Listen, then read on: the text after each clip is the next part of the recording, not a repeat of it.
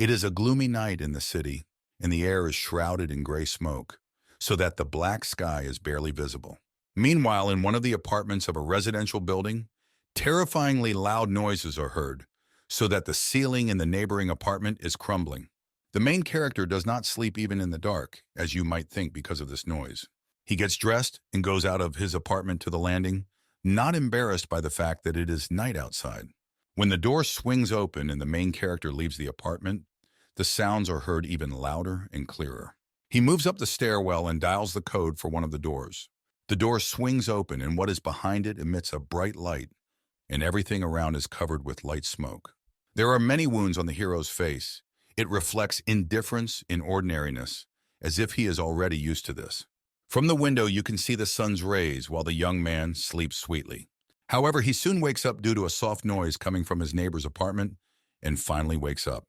The main character suggests that perhaps they are moving, and without obsessing about it, takes his phone. Going back into the apartment, he falls on the bed and thinks about sleeping for a couple more hours. However, then he is woken up by an alarm clock, which means that it is still time to get up. The main character's name is Sue, and he lives in a small apartment that has space for a room with exercise equipment. After the morning routine, Sue goes outside and notices candy wrappers on the floor of the stairwell on the way. Without thinking twice, he crumples them up and throws them behind his back, not paying attention. It turns out that the guy will accidentally get into the door of his neighbor, who was just taking out the garbage. The woman hands Sue one of her garbage bags and asks him to throw it away because he goes outside anyway. She can also tell the hero what happened at yesterday's meeting of residents, since it was not, but then they are interrupted by an unexpected noise. The woman explains that new tenants moved in there about a month ago, after which she ends the conversation and leaves. Sue stands and thinks about the neighbor's words for a couple more minutes, after which he still leaves on business. It turned out that he had an appointment with the girl Shireen in a cafe near the house. He smiles sweetly at her, and they chat while Sue fries the bacon for breakfast. The main character looks tired because of work and night shifts, but he still smiles and convinces his lover that he is not tired at all. The couple's conversation is interrupted by the news, which tells about a murder that occurred due to a strong noise from the victim. Sue and Shireen begin to discuss this situation, apparently not taking it seriously. After the cafe, they decided to take a walk on the way home, but it seemed that something distracted the guy from the conversation. But Shireen notices something, and without thinking twice, turns her attention to the source of the sound. It turned out to be a ginger cat that got stuck in the grating in the asphalt and meowed loudly. Sue approaches the cat and takes it to the grate to pull it out of the asphalt along with the animal. With a little effort, he easily pulls the bars out of the release of the cat. The girl praises Sue for the work done because she always knew that he is very kind and strong. Evening comes, and only closer to night, the couple goes home, saying goodbye to each other. The main character washes his face and immediately goes to bed, since tomorrow he has to get up early for work. However, he cannot fall asleep because of a sudden noise from which the walls in his apartment begin to shake. Morning comes and Sue hurries to work, not noticing that someone is shouting at him from behind. But he still turns around and tries to find the one who called him in such a crowded place. It turns out to be his manager, who immediately notices a strong fatigue on the hero's face. His face looks like he hasn't slept for days, and the bruises under his eyes stand out very much. Soon the man says goodbye and asks Sue to monitor his routine and health, as his condition affects his work. At work, Shireen approaches the hero and offers to have lunch together during a break. As Shireen leaves, she is called over by one of the managers and asked to come with her to discuss something about work. It turns out that the girl will need to go to the same company as the manager and needs someone to replace her at work and offers Sue to do it. The guy takes the girl away without even listening to the opinion of the main character about this situation. But Sue only wishes them a pleasant evening and continues to work, because it is not difficult for him to help his girlfriend. After some time, the manager comes to the guy and asks him to pour a glass of water. The man notices that Sue and Sharon are close enough and makes a guess that they are dating, but the guy does not answer. As a result, the main character stays in the office until late to finish all the work for Shireen because deadlines are already expiring. Passing by, one of the managers notices that the light is on from the only office and comes in to see who is left in it. Sue didn't expect anyone to stop by at such a late hour, but the girl introduces herself as his manager and gives her name. Her name was Yuna. She comes closer to the guy and asks about his age, offering to give him a ride home. The guy agrees and already wants to say goodbye to the girl, thanking her for giving him a ride. But she unexpectedly offers to go for a walk and drink together after work. Sue doesn't have time to answer as she drives away and leaves him alone in the parking lot. Going home, Shireen calls him and tells him what happened to her today. The guy falls on the sofa, continuing the conversation, but then suddenly loud noises from his neighbors are heard again. He turns up the volume in front of the TV to better hear the news he discusses with Shireen. However, the sounds become louder and louder, so much so that a third-party scream goes through the entire body of the main character. The sound was so deafening that Sue puts the phone away from his face and tries for several minutes to understand what could have caused such a noise. In a fit of anger, he leaves the phone on the couch and leaves the apartment, not wanting to hear this noise anymore.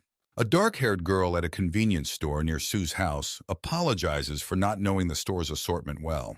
The guy smiles at her soothingly, making it clear that nothing bad happened because she didn't know that there were earplugs in the store's assortment.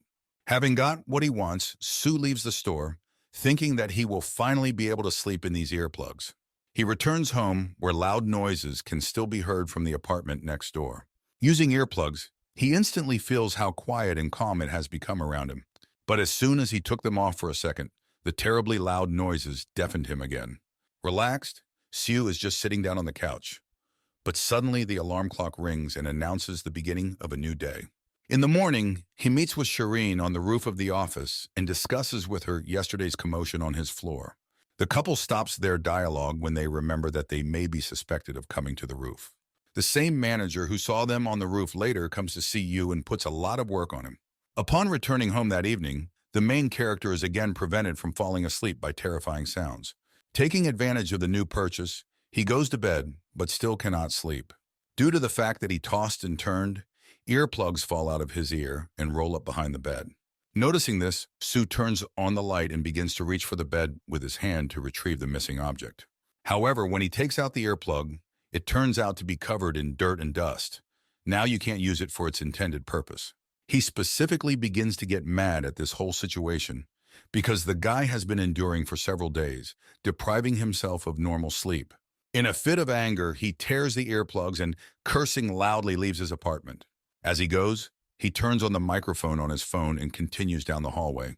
Stopping at the right door, he rings the doorbell and introduces himself, saying that he is tired of listening to the eternal noise. Suddenly, the door swings open and Sue has to step back to avoid being hit. A large, tattooed man comes out of the apartment and looks at the guest with a straight face. He stands with his hands in his pockets in front of Sue, who clearly didn't expect to see such a man. The tattooed mister's name is Jung, and after a second his face changes to a more harmless one. He apologizes for the inconvenience, because his child is only 6 years old. Jung is about to go back into the apartment, but Sue stops him by putting a hand on his shoulder. But the man's face changes again and with a frightening expression orders to let him go. Then 2 more guys suddenly appear, who were apparently familiar with the owner of the apartment. Jung tells his friends about their downstairs neighbor and that he is complaining about the loud noise while they squint at the downstairs neighbor with a smirk. Both guys looked intimidating, but in the end, they turned the whole conversation into a joke, calming Sue down. Kim, that was the name of the guy with red hair, accepts the guy's complaints and promises that they will be quieter from now on. Joyful, Sue said goodbye to his neighbors and went to his apartment, not expecting that everything would go so smoothly. However, those guys are not as simple as they turned out to be, and it turns out that they are plotting something against the main character. In the morning, Sue tells Shireen how he went to his neighbors upstairs, pretending to be a hero. Shireen just chuckles, knowing that the guy is quite modest and would never knock down someone's door. But when she notices an upset Sue, she immediately changes her face and begins to praise him. Sue again begins to pose as a hero who does not run from difficulties when they overtake him. Baristas in the coffee shop look ambiguously at the couple, thinking that they are behaving strangely. But while the guy is having a nice conversation with Shireen, deep down he is still angry with his neighbors for this noise. He only suppresses the desire to deal with them with his fists, without getting rid of it, and therefore only becomes more irritable. In fact, he wanted to grab the man and, despite his politeness, shout properly. The noise continued anyway, and even the earplugs no longer helped Sue to stay in silence, because they made her ears even more sensitive. He suppressed the desire to end the man as best he could, but soon he began to go crazy. The noise has been going on for weeks, and Siu can't hide from it. The anger was provoked not only by the noise, but also by other domestic problems. So he decided that today he would end everything. But when he approaches the right door, he immediately receives a strong slap in the face from Kim. The guy, not feeling sorry for his neighbor, begins to beat him with all his strength, breaking even the bottles standing nearby. Unable to resist, Sue falls to his knees and grabs his stomach, where he was hit a few seconds ago. Kim sits down next to him and begins to tease the poor guy that he is so weak at his age. Siu immediately decides to strike back and almost hits Kim in the face, missing a little, and he falls to the floor. Jong intervenes in their fight, but no one wants to listen to him, and Kim only begins to beat the neighbor downstairs harder. The man walks up to the lying Siu and tells him to get up, asking why he came again. Siu begins to threaten them with the police, to which Kim only smirks, grabbing him by the hair. Apparently he was expecting something more impressive than the police, because this will not intimidate them. Kim tells the poor guy that there are no security cameras, no wiretapping, and no one will believe him anyway. Jong suggests that they call the police themselves, saying that this abnormal man himself provoked the conflict. When Siu wants to object, Kim does nothing but taunt him by trying to unlock his phone with his fingerprint. He begins to beat Sue again after noticing a tape recording that was recorded about 3 weeks ago during his first visit. The main character, already on the verge of fainting, recalls a similar situation that happened to him in the past. Then suddenly the blows stop and the child's voice is heard from the apartment. It turns out to be Jong's 6-year-old son, and Sue wastes no time in asking which kindergarten he goes to. After the boy says the name, Kim flies up to him, gagging him with her hand. Jong orders the child to be quickly removed from here, and unable to restrain himself, he punches Kim. The red-haired man quickly apologizes and takes the boy back to the apartment. Sue grins because he managed to hear the name of his kindergarten from the lips of the boy, and he had a reason to blackmail. He is immediately hit hard in the stomach by Jong and flies backwards, writhing in pain. The man leans Sue against the concrete and, grabbing him by the throat, begins to strangle him, threatening to kill him. However, even in this situation, Sue does not calm down and continues to smirk and gloat. He imitates the phone with a gesture and repeats that the boy is being beaten at home and should be taken away from his evil dad. Jong thinks that very soon they will fly to the Philippines and everything will be normal. He can't do anything stupid now because of this guy.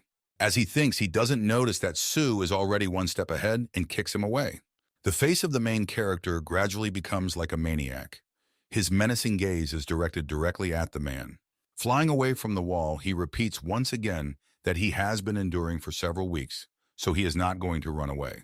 Anger fills his entire body and he yells at the house, calling Young and his friends pigs. The man is just about to hit back, but at the last moment, he pulls himself back. He has to stop here because he does not want to involve the child in this. Then Sue comes to his senses and looks around, not understanding how he got to such a state. Walking away, he again remembers how he endured mockery from his superiors. He sees all the people who annoy him right in the stairwell. All these people just used it and laughed behind his back, while the naive guy did not notice anything. Jong turns around, noticing the guy's strange state, and tries to shout at him. At this point, Siu abruptly turns in his direction and in an ordered tone says to apologize to him right now. Jong is clearly angered by the guy's tone, and he walks over looking down at him, and then the main character woke up on the floor of his apartment, all in abrasions and wounds from the fight. He hears the doorbell ringing and quickly understands. He opens the lock and sees Shireen on the threshold. Sue immediately hugs the girl, not even noticing that it was not Shireen at all. It turned out to be Yoon's manager, who found out that the guy did not come to work and found out his address to visit. Sue led her into the kitchen and explained as he went that he had fainted during the night and did not remember how he got home. He rolls up his sleeves and shows the manager his abrasions along the entire length of his arms. Yoona, horrified, covered her mouth with her hands and asked why he didn't call the police when she was needed. But Sue remembers that Kim has photos that could play against him in the police. Yoona wants to examine and treat the guy's wounds, but he convinces her that he feels great. She tries to turn this conversation into a joke, throwing insignificant jokes in response. The girl gets up from the table and suggests that Sue move in so that she can no longer tolerate such an attitude towards herself. But the guy firmly declares that he is not going to leave his apartment because of some bastards. Yuna quickly agrees and decides to walk around the apartment because she is visiting him for the first time. They enter the mini gym in the guy's apartment, and the girl immediately notices the barbell. She almost easily lifts weights, trying this type of exercise on herself. Sue looks at the seemingly fragile girl who lifted a heavy barbell so easily. Yuna asks the guy to show her how to practice properly, ignoring the guy's recommendations to do a warm-up first. A barbell of 140 kilograms is difficult for a guy, although he used to lift it easily. Yuna is frightened if the guy can get hurt and rushes to his aid, offering to hold the barbell. However, then there is a noise from the neighbors upstairs, and it distracts the girl, forcing her to look at the shaking ceiling. Sue seems to get stronger at the flick of anger at the noise and instantly lifts the barbell.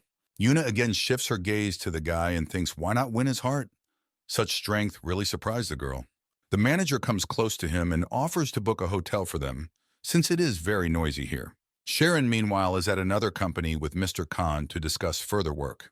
The men are talking animatedly while one girl sits without saying a word.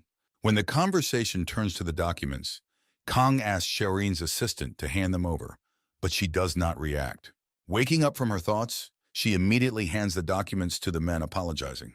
Khan begins to justify Sherin in front of her acquaintances, quickly joking that she has been a little in the clouds lately. But she's still one of the company's top workers and a valued talent, according to Meister Khan. Then the man offers to have dinner together in honor of a successful deal in a restaurant nearby. One of the company's representatives offers, and Sherin will join them. But then Khan steps in, and instead of Sherin herself, she talks about her weakness when it comes to alcohol. Sherin is not embarrassed that the men will go to dinner without her. She is much more worried that Sue never called her back. Kim notices the girl's condition and makes an assumption that she is worried about her boyfriend and turns out to be right. He smiles at her and advises her to go home quickly, as they are also leaving now. Sherin smiles gratefully, realizing that she still loves her job. She returns to the office and notices that Yuna's manager is still sitting in the office. Yuna argues her late presence in the office by saying that she decided to book a room nearby from here and is waiting for a taxi. Sherin walks into the office and sits down at her seat, immersing herself in her work. She notices the manager's gaze on her and decides to ask if she went to see Siu. Yuna confirms that she did go to see him, because he was rumored to be sick. According to her, Siu even showed her his gym and practiced with her for a while. She felt the noise he was talking about, and it was really very creepy. After listening to her, Sherin rises from her seat and leaves the office, quickly saying goodbye to the manager. Yuna just smiles after her, thinking that this girl is really funny. Walking down the alley, Sherin writes a message to her boyfriend about a visit to him and cook porridge. But then a man suddenly jumps out from around the corner, and Sherin is frightened, stepping aside. After listening to the man's drunken ravings for a while, she realizes that this is her director. The girl bypasses him, not wanting to continue the dialogue, and wishes him all the best. But the director is not going to leave everything so simple and grabs Sherin from behind. Then she remembers that once Sue taught her self-defense, in case of an attack just in such situations. Remembering all the advice of the guy, she tenses up and throws the drunken director through the bend. On the very day that Sue taught her this technique, they rented a hotel room. It seems that the couple was having fun that day and were fooling around rather than learning tricks. Sherin jokingly yells at the guy, allegedly frightened by his sudden blow, getting out of bed. Sue quickly apologizes and continues to explain the technique with a smile on his face. The girl looks at him enthusiastically and wonders where he learned all this. Sue can't remember exactly, but he often studied at school, and probably he developed these skills from that time. However, such techniques cannot be used only on those who are truly close to you. In fact, Sherin could not use such a familiar technique on the director because she froze with fear, and the people around her were only filming what was happening. But then suddenly, a guy from the crowd appears in front of her face. He takes the director's hand and squeezes him hard, causing him to let go of the frightened girl. He starts screaming all over the alley, causing him to let go of his hand and fall behind.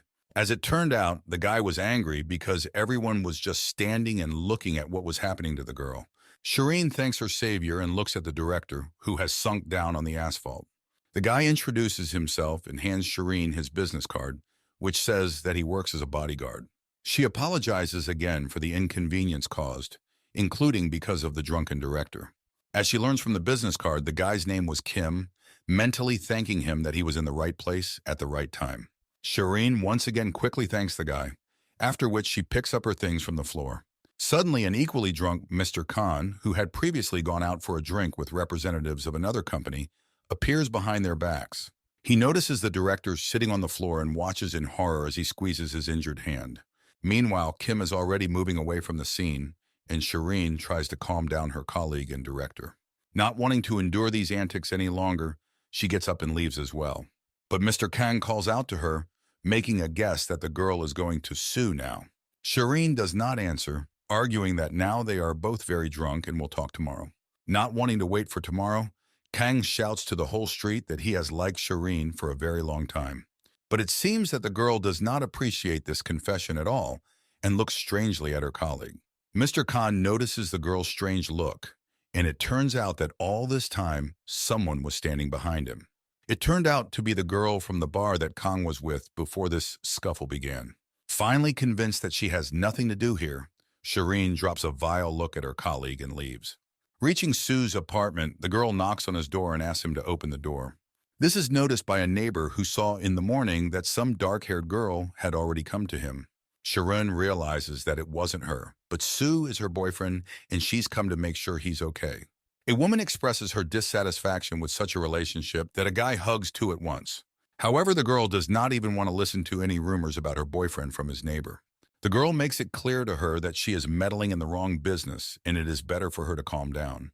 It seems that this only angered the woman even more, and she began to reproach Shireen for not behaving like this. She can't stand such aggression and plugs her ears, showing that she doesn't care about the old woman's statements. The neighbor is angrier about this situation more and more, and she begins to yell at the girl. Now Shireen can't stand it anymore, starting to develop their quarrel even more. The two do not immediately realize that a girl was standing behind them all this time and listening to their argument. The old woman turns around and makes it clear to the girl that since she is not from this floor, then she has nothing to do here. The girl's name is Sim, and she expresses her displeasure about their quarrel, which can be heard even on the lower floors, and she could no longer ignore it. While Sim explains that she is about to take exams and would like to be quiet, the neighbor breaks down and yells at the poor girl. All this commotion is also noticed by a man whose apartment is located near Sue's apartment and asks to calm down. Shireen looks at the man bashfully, realizing the absurdity of this situation. However, the old woman is only angry that some man also interferes in their dispute. Suddenly, a tin can flies right into the neighbor from somewhere, but she manages to cover her head. Shireen runs up to her and asks if she's okay, as it goes too far. She apologizes to everyone present and says that they are leaving immediately. The whole argument was watched by two other people, the neighbors of the Sue, who are rumored to be the cause of the loud noise. Shireen notices a conversation on the upstairs floor and assumes that they are the Sue's neighbors. She once again apologizes to the old woman for her behavior and helps her up. The girl also apologizes to Sim from the first floor, whom she disturbed and distracted from her lessons. However, it seems that she had a second plan in store to silence the audience. Meanwhile, Young and Kim discuss this whole situation, wanting to get out of this country as soon as possible. As it turned out, Kim had already gathered more than a dozen employees for their personal purpose. But Young is not enough of these people and needs to find more people, because anything can happen. He even begins to threaten that they could die at any time if they don't have a solid plan. He squeezes Kim's shoulder tightly, showing his frustration with him. And then he leaves, and the guy promises that he will try better than he does now. Meanwhile, Shireen fell asleep in the apartment, waiting for Sue because he was not at home. She wakes up because of a call on the phone and notices that the guy himself is calling her. Sue apologizes for being missing for the day and says he'll be home soon. He has a sweet conversation with Shireen, asking how her day went, completing her important business. That evening, Yuna stayed late in the office to sort through all the company documents. She stumbles upon Sue's papers and remembers what happened in his apartment that morning, when she suggested that he go to a hotel room to spend the night there. Then she noticed the guy's obvious embarrassment and therefore pulled away a little, smiling awkwardly. But it seemed that Sue was surprised and happy with such an offer, so he smiled happily. In addition, he could not refuse the manager who cared so much about his condition. After standing in shock for a minute, Yuna realizes that the guy was joking with her and grabs him by the collar, blushing. Siu laughs and apologizes. He couldn't help but joke in this awkward situation. The manager exhales and relaxes, but then notices how carefree the guy is now, smiling. Usually at work, he looks like he does not sleep for several days. There is no question of smiling at all. However, now it is like another person standing in front of her who continues to smile even despite such a bunch of problems. She is sincerely surprised at his endurance and asks where he gets so much strength. However, embarrassment overwhelms her, making her blush again, and Sue looks at her uncomprehendingly. Unable to stand this situation anymore, she runs out of his apartment, advising him to stay at home until the weekend. Remembering all this now, Yuna feels ashamed that she ran away so abruptly and unexpectedly. After the manager left, Sue checked his phone and noticed a bunch of mist from Shireen, but he didn't call back. He changed his clothes, changing dirty and torn clothes for clean ones, adding a cap to the image. Sue plans to go up to his upstairs neighbors again and learn more about them. But this time, he won't be in a hurry to finish everything quickly. He needs to prepare better this time. There was some kind of commotion in the store near his house today. The guys seemed to deliberately break the third bottle, forcing the girl to clean everything up. She really wants to come up and hit these guys so that they stop coming and smashing the store. However, she restrains herself, continuing to quietly clean up after these hooligans. At the moment when another bottle breaks, Sue enters the store and sees the whole situation. He clearly does not like what is happening here, but still decides to remain silent and avoid it. He walks to the fridge and pulls out a can of soda, bypassing the guys. He walks over to the checkout counter and starts a conversation with a young girl, assuming she's a student. Sue recalls that he already came to her shift when he bought earplugs about a month ago. Sim remembers this guy, developing their dialogue further towards the fact that now it is easier for her to work and remember the range of goods. But then one of those drunk guys interrupts their conversation, pushing Sue aside. Sim observes a new situation that gradually infuriates her. She wants to hit this guy right now so that he learns to take the turn. However, before she has time to wake up, everything she was thinking about is performed by the Sue. The other two guys behind are looking at their friend already lying on the floor, perplexed. The girl twitches from surprise, because Siu seems to be a rather calm guy at first glance. Sim recalls the first time she met these guys, and one of them asked for her number.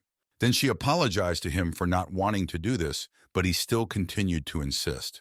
His friends stand behind and laugh at him because they bet and he clearly loses to them.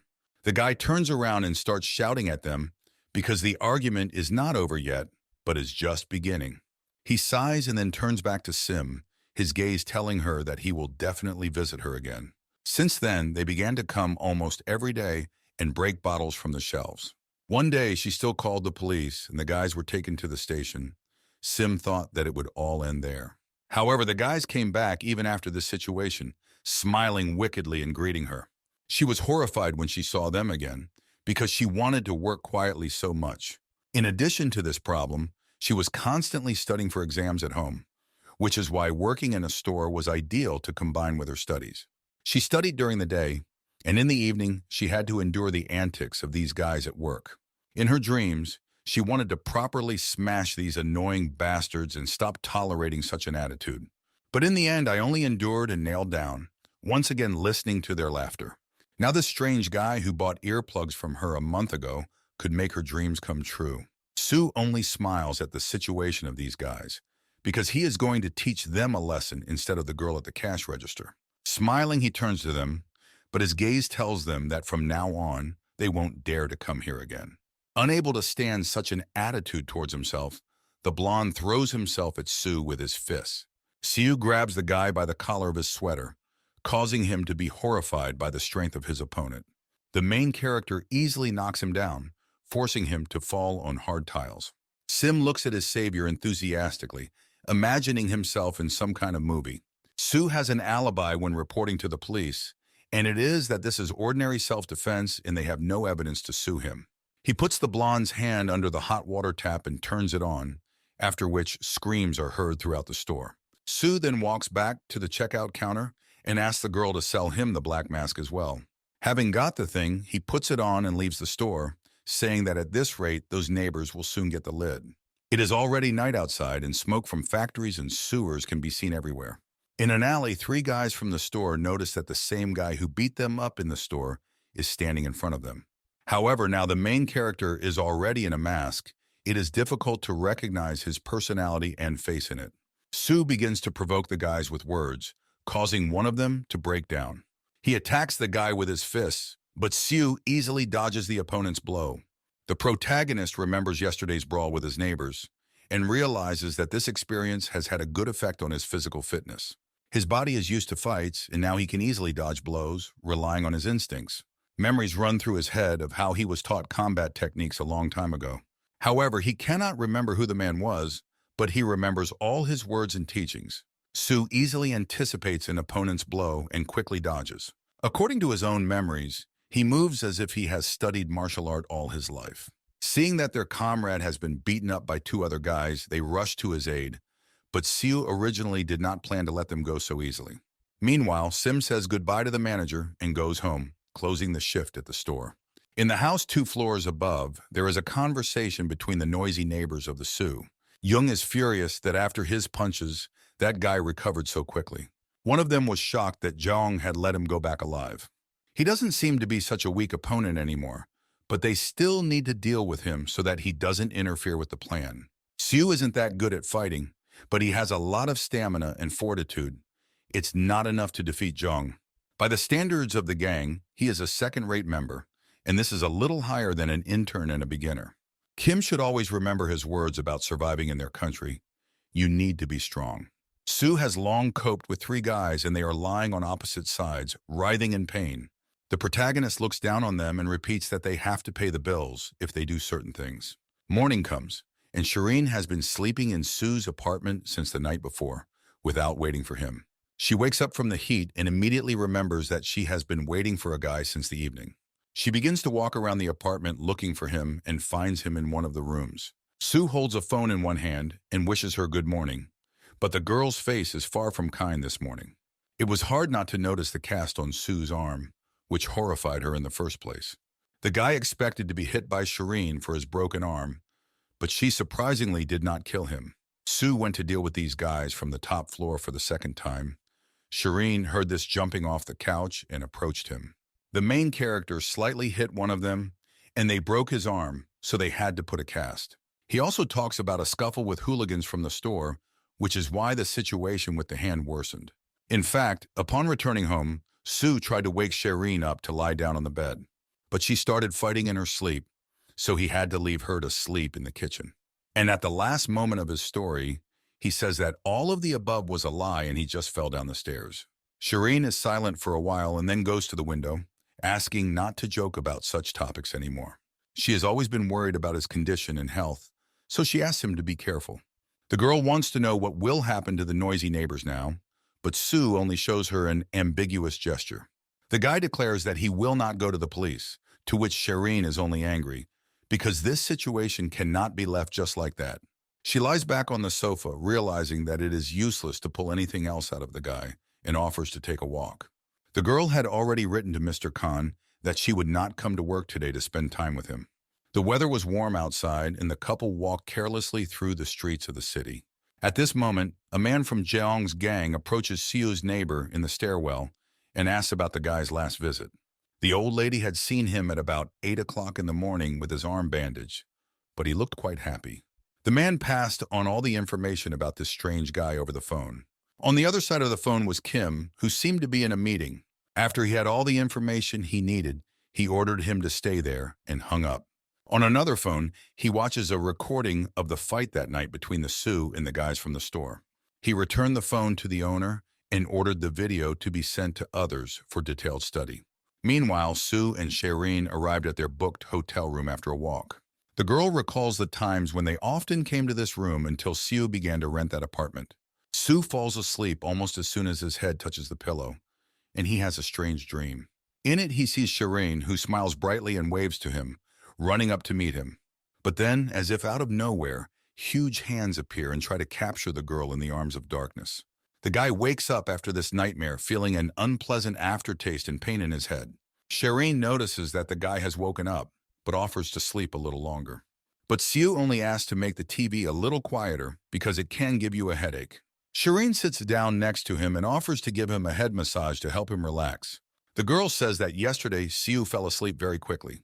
Probably the noise in his apartment is really hellish. Suddenly she raises her voice and reminds her boyfriend that he should not tolerate such an attitude towards himself and fight with them. She even offers him to move into her apartment and start living together. Sue had changed since the beginning of all the events with his neighbors and was constantly stressed.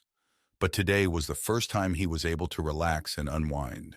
He calls Sharon his ray of sunshine, which saves him from all troubles and helps him move on, and she already thinks that now he will agree to live with her.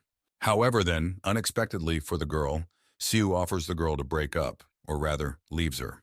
2 days later, the main character goes to work and tells the boss that he broke his arm and therefore could not go out. Meanwhile, Shireen sits at the next table, and a dark and frightening atmosphere emanates from her. Kang kept remembering his confession and thought that the girl was so upset about it. He is distracted by Sue, who says that he needs to go to the bathroom. Shireen can't stand it anymore and jumps out of her seat, running out after the guy. She can't understand what she did wrong and why Sue broke up with her. She can even change if he wants to. A guy who does not look like himself approaches the girl and firmly declares to her that she is tired of running after him and asks to leave him behind. Kang intervenes in their conversation, intercepting Sue's hand and removing it from Shireen. A heavy silence hangs between the guys. Both understand that the situation is escalating, but Kang still does not let go of his hand. At this point, Siu loses patience and sharply hits the man in the face because his conflict with Shireen is none of his business. Blood begins to flow from Kang's cheek, but he still continues to defend himself from the blows of his distraught colleague. At this noise, people from neighboring offices begin to look out to see what kind of commotion has happened in a few minutes. Khan sees the director and says that Siu started it all, but the defendant resists the statement. Siu no longer wants to listen to this nonsense from his colleague, so he rudely pushes him away and leaves. The director notices how rudely his employee treats Khan and reproaches him for it. Not wanting to apologize to anyone, Siu approaches the director and expresses his desire to beat him up as well. Leaving everyone in a state of shock, he turns around and leaves, ignoring the fact that he is being fired. Meanwhile, Kang notices people whispering about him and frantically looks around. A restless Yuna runs up and asks a passing Sue if he is okay, because such behavior is unusual for him. Finally, the main character turns around and lists the names of those employees of life whom the director endangered for his own benefit. Yuna can't believe his words, but Sue convinces her that it's all true. While people swooped down on the director and Khan with questions and demanded an explanation for this, Shireen only stared blankly at the departing ex-boyfriend. Upon arriving home, Sue calls the foreman, claiming that he cannot open the front door to the apartment because he forgot the password. Sue convinces the master that he will show all the documents once he picks the lock and allows him to enter. The master quickly throws out a phrase that it is illegal to break into someone else's house, and Sue agrees with him with a grin, entering the already open door. He walks down the hallway, quickly turning away the family photo on the bedside table. The guy asks to wait for the master while he looks for documents and that it will take some time. He smiles when he looks out from behind the door and offers the master a coffee, but he is in a hurry and he already has to go. Already walking down the stairwell, the man remembers a picture that he saw in the living room, but it was a completely different person. While he was immersed in his thoughts, a man passed by him who reminded him very much of the man from the photo. Briefly thinking that they know each other or live together, he disappears around the corner. Meanwhile, in the apartment, Sue looks around, glad that everything went according to his plan. Suddenly, he hears the sound of a door opening, through which Young, the real owner of this apartment, enters. Sue quickly hides in the next room, thinking over a plan for further action. Young is distracted by a phone call, and he thinks that someone from his gang entered the apartment and forgot to lock the door. He reaches into the room where Sue was, but then cleans up, continuing the conversation. He was infuriated by the fact that the guys did not allow the door to his apartment not to close behind them. Jong walks to the window and lights a cigarette, discussing today's deal over the phone. Shu overhears the conversation and learns that Jung smuggled explosives today. But then he is distracted from the dialogue by a sudden noise from the upper floor. Having given up on it, he only cursed loudly and sat down on the sofa, ending the call before that. A masked man appears from the next room, and Jung looks at him in bewilderment.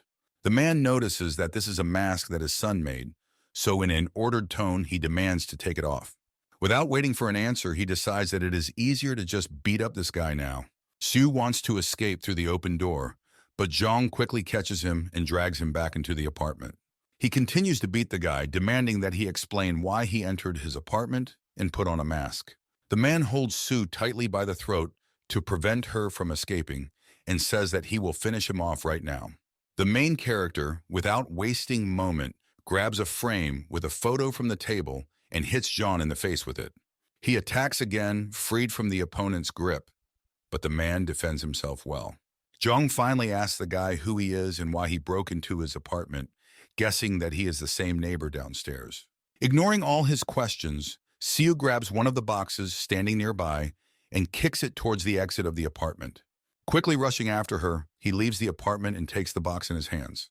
Jong runs after him with the intention of killing him if he doesn't put the box back down. Siu only sneers, assuring that Jung will be arrested if he drops this box down right now. Actually, that's what he does.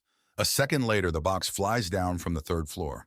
Jong will immediately attack the guy, showering him with curses and hitting him in the face.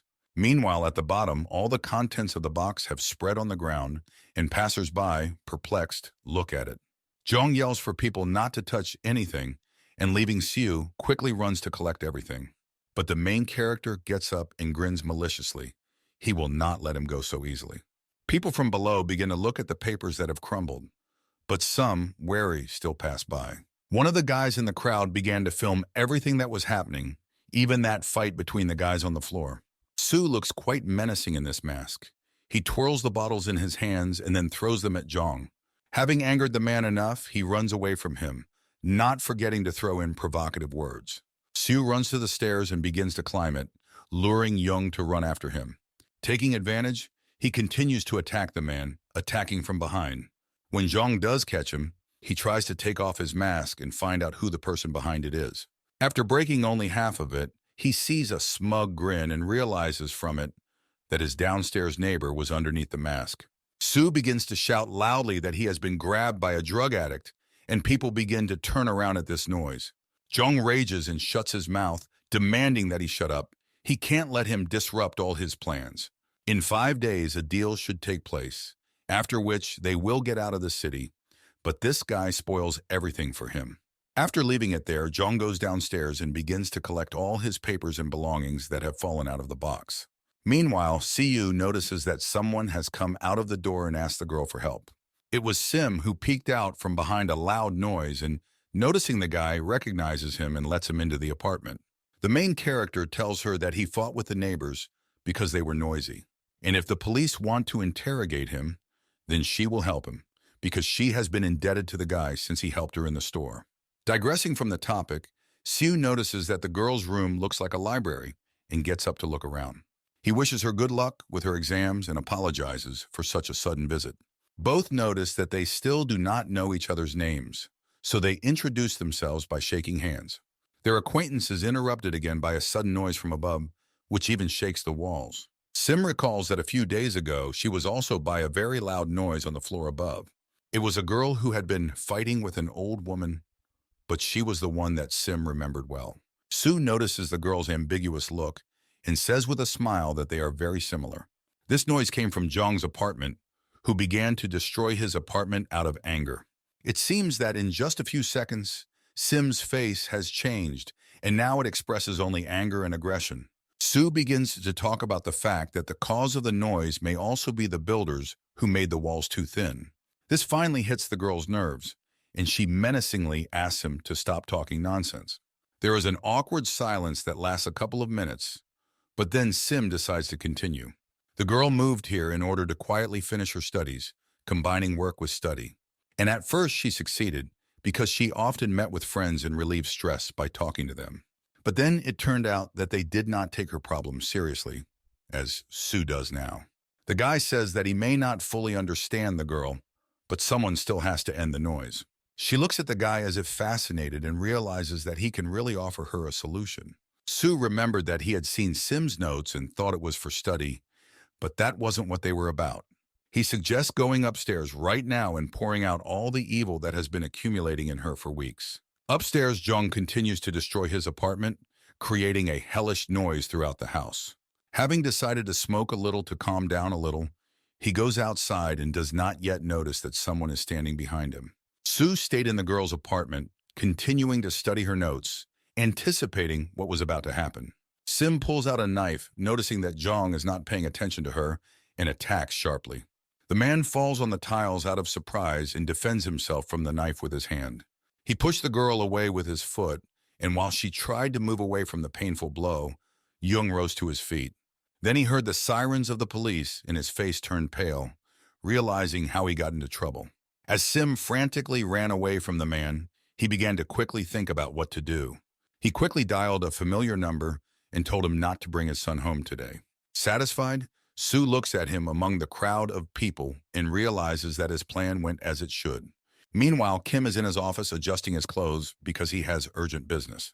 It turned out that Shireen was with him now, who had found him by the business card that the guy had handed her that night. Kim needs to make one call, so he leaves, and a boy of about 6 runs up to Shireen and greets her. When Kim returns, he apologizes and offers to continue their conversation, asking the boy to play outside for a few minutes. Shireen herself came to him because of the breakup with Sue, not even understanding why she wanted to talk to him. He doesn't blame her for coming and telling her about it, and on the contrary, he says that he can always listen to the girl if she needs it. He extends his hand to her as a sign of help, promising to help her get to the bottom of the truth. In the afternoon, Jung was able to avoid the cops, but he had to change his phone, so now he has to choose a new one. While he was carried away by his thoughts, someone knocked on his door. When he hears Sue's voice, anger immediately fills him and an evil aura envelops the man's body. Excitedly grabbing a large knife, he heads for the door screaming, wanting to kill the guy. When he opens the door, he notices a frightened Sue, who stutters and asks him to calm down. However, a second later, a grin spreads across his face, and 2 policemen can be seen behind him. Seeing the knife in the man's hands, the police immediately rushed to him, and Siu just stared dumbfounded. Jong lowered the knife and began to make excuses that he had confused Siu with another person. The main character is angry at such an inept excuse because they tried to kill him right in front of the police. The man lies that he actually cooked dinner, and that's why he got a knife in his hands. But Sue is clearly not satisfied with this. The police begin to interrogate Jong because he strangely responds to all their words and refuses to search his apartment. The owner of the apartment lifts his t-shirt to show the wound and says that in the afternoon, someone broke into his house and stabbed him. Jong begins to describe the girl who attacked him with a knife while Siu just looks at him from the sidelines. The police ask Jong to go to the station to fill out a report, but he completely breaks down because Siu was the guy who broke into his house illegally and angered him with it. But at this statement, the main character is only perplexed and looks dumbfounded at the person who accused him. Siu decides to apologize. Apparently, he mixed up the apartments as he worked too hard, but later picked up strange documents that someone threw out of Jong's apartment. Downstairs, Sim continues to think about how she couldn't kill Jung because she didn't stab him deep enough. She listens all evening to another noise and remembers a girl she encountered a long time ago. The girl shakes convulsively when she thinks that she will be caught for the crime committed. After all, this was the first time she attacked a person. Footage of this event flashes before the girl's eyes, and she cannot hold back her gag reflex. Finally, Sue brings the papers to the police, which he picked up near the house. But it turns out that he mixed up the papers, and it turned out to be a report for work. So the guy offers to walk to his apartment. Jong looks furiously after the guy. He is very infuriated by his behavior this evening and how he is trying to make himself look innocent. The man yells at Sue and the cops, and he turns around questioningly. Before he can finish speaking, Siu feels a strong blow to the face and staggers back. Without thinking twice, the main character wants to immediately fight back, but he is ahead of him and he flies again. At this point, the police intervene and run up to Jung to stop him. The main character's eyes darken due to numerous blows, and Jung looks, however, terribly furious. From something, a similar image of his ex-Hyun comes to Sue's mind, and he involuntarily compares them. At the office, another employee has been hired to replace Siu, and Kang asks her about the documents. The employee can't cope alone and asks to find another employee to replace Sue, after which the director asks Kang to go to his house and talk to him. But then Yuna's manager intervenes, because he knows that the guy left for many reasons, and it is better not to touch him. Leaving the office, the headmaster decides that he will go to Sue himself and talk to him. After the men leave, only the girls remain in the office, and Yuna asks Shireen to discuss something with her. Since Kong was exempt from visiting Sue, he went to a neighboring company to renew his contract with them. He goes inside and introduces himself, after which he walks on because no one answered him. He notices the director of this company, Ju, and comes closer, starting a dialogue. Ju thinks it's strange that Kong is doing this job, because usually all the issues were solved by the guy who was on the phone. He was talking about Sue. To this he adds that the lack of employees is an eternal problem, pointing to one of his employees. He was recently beaten and robbed, so now he walks all in bandages and abrasions, causing inconvenience to the company.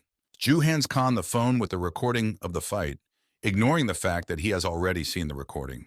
Watching the video, Kong notices a familiar face, and then realizes that Sue was the man who beat up all the guys alone. Scratching his head awkwardly, he claims that he has no idea who the guy in this video is. But Ju doesn't like this answer, and he forcefully presses Kong's head to the table, pulling out a knife.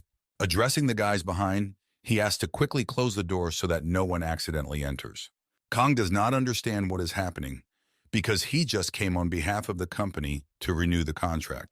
But they do not listen to him, but only press him back to the table with even greater force. Ju begins to slowly move the knife towards Kong's arm, forcing him to tell the truth.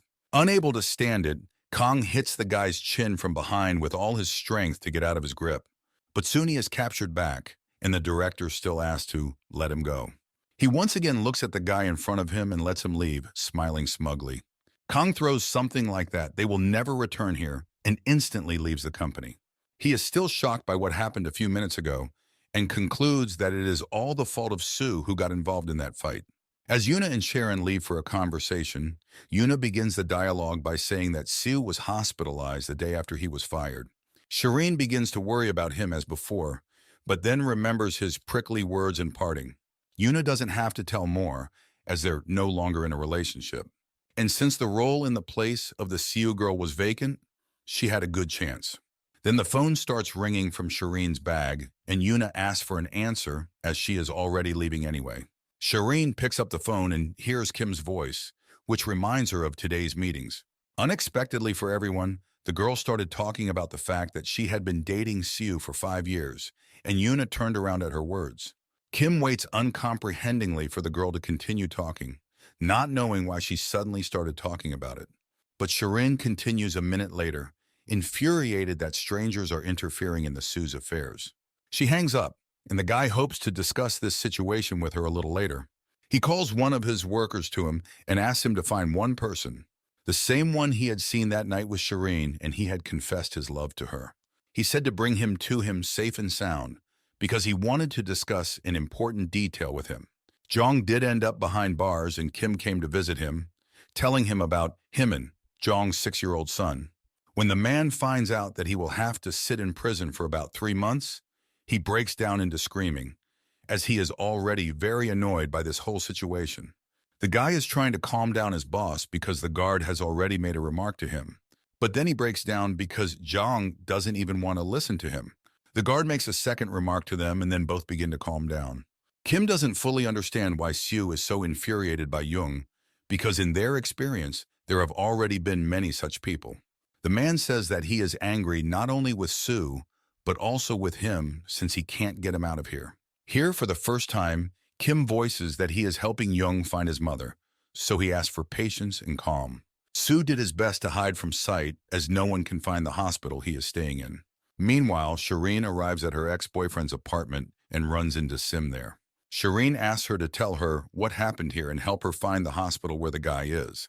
However, the girl does not even think of helping her, as she is still angry for the past situation. Shireen continues to tell what she knows, hoping that the girl will help her after all. Then, unexpectedly, Sim shouts in the face of the interlocutor that it was she who stabbed the man with a knife. After this phrase, she began to run away quickly, thinking that she had already said too much on her nerves. Shireen tries to catch up to the girl by grabbing her shoulder, but she roughly pushes her away. As a result, a fight develops between them. The girls grab each other by the hair and shout each about their own.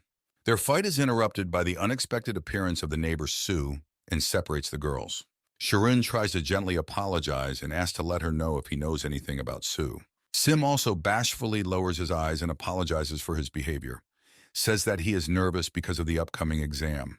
The old woman watches them and asks them to go their separate ways, so that there will be no arguments again.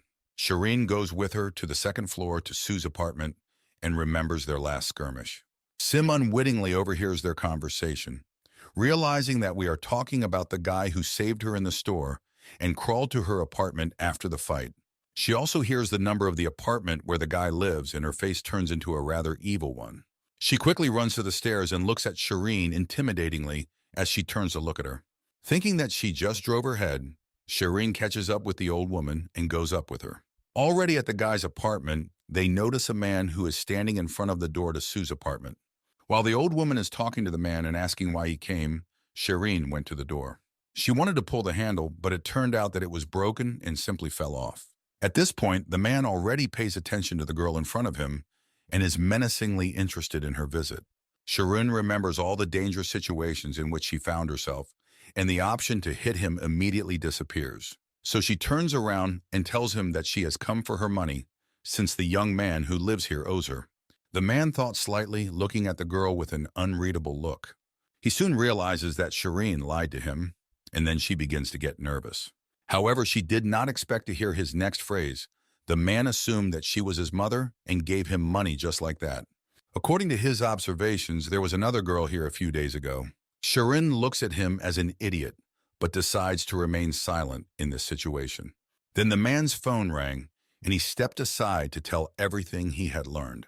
He starts talking the same nonsense about this guy's two girls, and then Kim breaks down, because he, to put it mildly, doesn't care. Disconnecting, he cannot understand why this idiot always calls him off topic, since he has slightly different things to do now. He looks at Khan, who was finally found and brought to him by the officers. Not knowing why, but he begins to ask for forgiveness, just so that he is not killed and touched. But Kim punches him in the face almost immediately, and then Kang decides to say that he is not dating Shireen if he cares. He holds her itchy cheek from the second blow, explaining that the girl seems to be dating Sue. To this, he receives another blow, this time more because of the anger of Kim himself. Then he calms down and asks him to tell everything that Kang knows about the Sue and in which hospital he is currently lying. Meanwhile, Sue lies in the room and hears another cursing of doctors behind the wall, because of which he cannot sleep. In the morning, Yuna comes to Sue with papers that contain information about Jong, which Sue asks to collect. Yuna reveals that he has very strong hands and his main activity is extortion and intimidation. Once he beat up a politician and went to prison for 2 years, because of which his gang fell apart. The girl also learned about two of his confidants whose names are Kim and Pansu. Unlike Kim, who has good business skills, Pansu only thinks with his fists instead of his head. Sue listens attentively to the girl and then examines the papers, concluding that one is worse than the other. But the girl still decides to ask why Sue needs all this information. It inadvertently reminds that a guy can just move out of there and live a normal life. But Sue understands the whole situation well, because not only he suffers because of them, but also other residents living nearby. If you study their fighting style well, then it won't be that difficult to win, so he should do his best. Yuna says that he has fought them several times before, and each one ended up in the hospital. She worries that another such time could end in death for Sue. But the main character stands firm in saying that the battle is not lost until the body is broken. Their conversation is interrupted by a guy who suddenly enters the room without even knocking. For some reason, he asks to change rooms, but the hospital staff takes him away, apologizing for the inconvenience caused. Sue does not pay attention to this and asks Yuna to come to him tomorrow, as he wants to show her the fight against a worthy opponent. At this time, Shireen and her companions were still able to get into Sue's apartment, which was completely destroyed. While the old woman and Pansu look around the destroyed apartment, Shireen begins to frantically search for the guy from room to room. But in the room, she finds only Sue's graduation album and decides to use at least it. While Pansu is saying another crazy idea, Shireen dials the number of Sue's former classmate. The man decided to leave this room for a while and look around. Entering the training room, he sees a barbell and decides to try it on himself. After that, he returns to the room, noticing that Shireen has finished talking on the phone and scares the old lady with her unexpected appearance. For some reason, the guy with whom Shireen spoke on the phone does not know anyone with that name. However, the guy later calls back, claiming that his real name is not Sue, but June. Both look at Shireen, not understanding what is really going on as she sends the photo to her former classmate. It turns out that the main character's name used to be June, but now he has changed his name or taken a pseudonym. Shireen asks a former classmate in a meeting to learn more about Sue and what he was like during his high school years. Then Pansu decides to advertise as Hyung, who can find out any information about a person. Shireen assures that she also knows such a guy, and he was very kind to her that day. Unaware that they were talking about the same person, both continued to prove their point. As a result, Shireen gives Pans her phone number in case he learns anything useful. After saying goodbye to Shireen, the old woman smiles mischievously, asking if he likes this girl. But he ignores all her words, takes out his phone, and calls a number that has long been known. He tells Kim that Siu actually changed his name when he graduated from their school. Next to Kim is also Young, who escaped from prison to visit his son. But the guy does not listen to him because he received a call from Shireen on his phone. After a while, she was already in his office, where she met with Hyman again. Shireen says that Kim will be here soon, but for now, she will sit here with him. Looking around, she notices drops of blood near the sofa on the floor. Hyman says that Kim recently beat up an uncle and a few drops of blood stained the carpet. Shireen worries that such a young child sees such showdowns from early childhood. But Kamin does not beat anyone, despite the fact that his dad is a rather cruel person. His mother fell ill when he was very young and died, but he is not allowed to tell anyone about it. Shireen promises that she won't tell anyone about it, and Hyman hums approvingly. The girl notices that the boy is quite active and constantly climbs on the sofa and runs. But he was never afraid that something could happen to him, because Dad would always protect him. Then he jumps very loudly from the couch, and these sounds remind Shireen of what happened in the Sue's apartment. The boy notices the girl's strange reaction and stops in front of her. He promises not to run around in front of her anymore if she is so frightened and worried about it. That evening, Yuna comes into Siu's room, but the guy is not on the bed. She goes inside, wondering where he could have gone because it's too late. Meanwhile, a mysterious guest in a mask appears near the apartment from the third floor. The guy brandishes his bat, pointing it at the iron door of the apartment. Yuna notices that the guy left his phone on the hospital bed and left without it. But just at that time, Young and Kim approach the apartment, watching as the masked guy hit their door with a club. Kim says they'd better just stand there and wait for him to calm down, because if a fight starts, Young could go to jail again. But then the guy says a phrase. It turns out that he worked in the same company with Jeong 5 years ago, and his voice sounds different from the voice of their neighbor. He came to take revenge on him for everything he had done to him by continuing to break bottles. Kim decides to deal with him himself, realizing that if his boss loses his temper, he will go to jail again. The masked guy stops abruptly and breaks his club in half with a slight movement. Wasting no time, Kim kicks him in the face to knock off his mask, but it wasn't enough. The guy starts to run away, but Kim shouts that he is not going to chase and fight him. Then Pansu jumps out from around the corner to unexpectedly catch their opponent. But he does not get lost and hits the man's face with his fist, deftly slipping past him. Kim, who has been running behind, shouts at him to get out of here quickly, gradually catching up with them. Meanwhile, in the hospital, Yuna decides to look for Siu outside the room and runs into the guy who broke into their room last time. The girl assures him that she just made the wrong door, trying to avoid continuing their dialogue. She asks for someone from the staff to help her find Sue, looking at him incredulously. A fight continues on the floor, where Kim finally caught up with the intruder. He lost his balance while dodging the blows and fell on the hard tile, hitting painfully.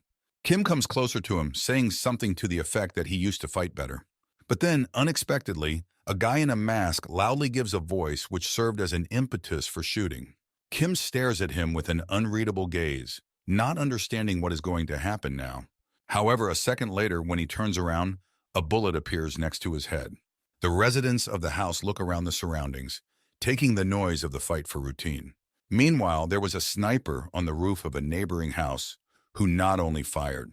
He streamed everything that happened here with the help of a second sniper who held the camera and thanked for the donations. Sue watched the whole show on the other side of the screen, donating huge sums to the guys for the sake of a large number of shots. Overjoyed at such a huge amount, the snipers begin to fire all their bullets into this house. Their main target, of course, was the haters of Sue and that masked guy. As Zhang turns the corner and disappears, the snipers sigh in disappointment, calling him a coward. Suddenly, a security guard bursts into the roof and the guys drop the camera, quickly saying goodbye to the audience. The guy hiding behind the mask turns out to be far from Sue. Falling to his knees, he apologizes. Zhang and the others stand and realize that all this time they have been chasing the wrong person. This guy's name is John, and he is the leader of True Education. He made videos with provocative names and posted them on the network, where he resonated with other people. Recently, he came across a video of a fight on the floor between a man and a masked man. It was because of the large views that he decided to try himself on this role in order to attract as many people as possible. But then he didn't think at all that those guys would fight him. Therefore, he began to run away as he felt that he could really be killed here at such a pace. School children watched his videos, wondering why this channel was created and what its true purpose was. Apologetic John is lifted from his knees and painfully struck in the arm, not wanting to listen to excuses. Kim grabs his face, listening to another apology and a request to let him go. But he is clearly fed up with these excuses, and he hits him in the face with his knee again to shut him up. When he hears the name Sue in the conversation, he recalls his dialogue with Kong, where he also mentioned this name.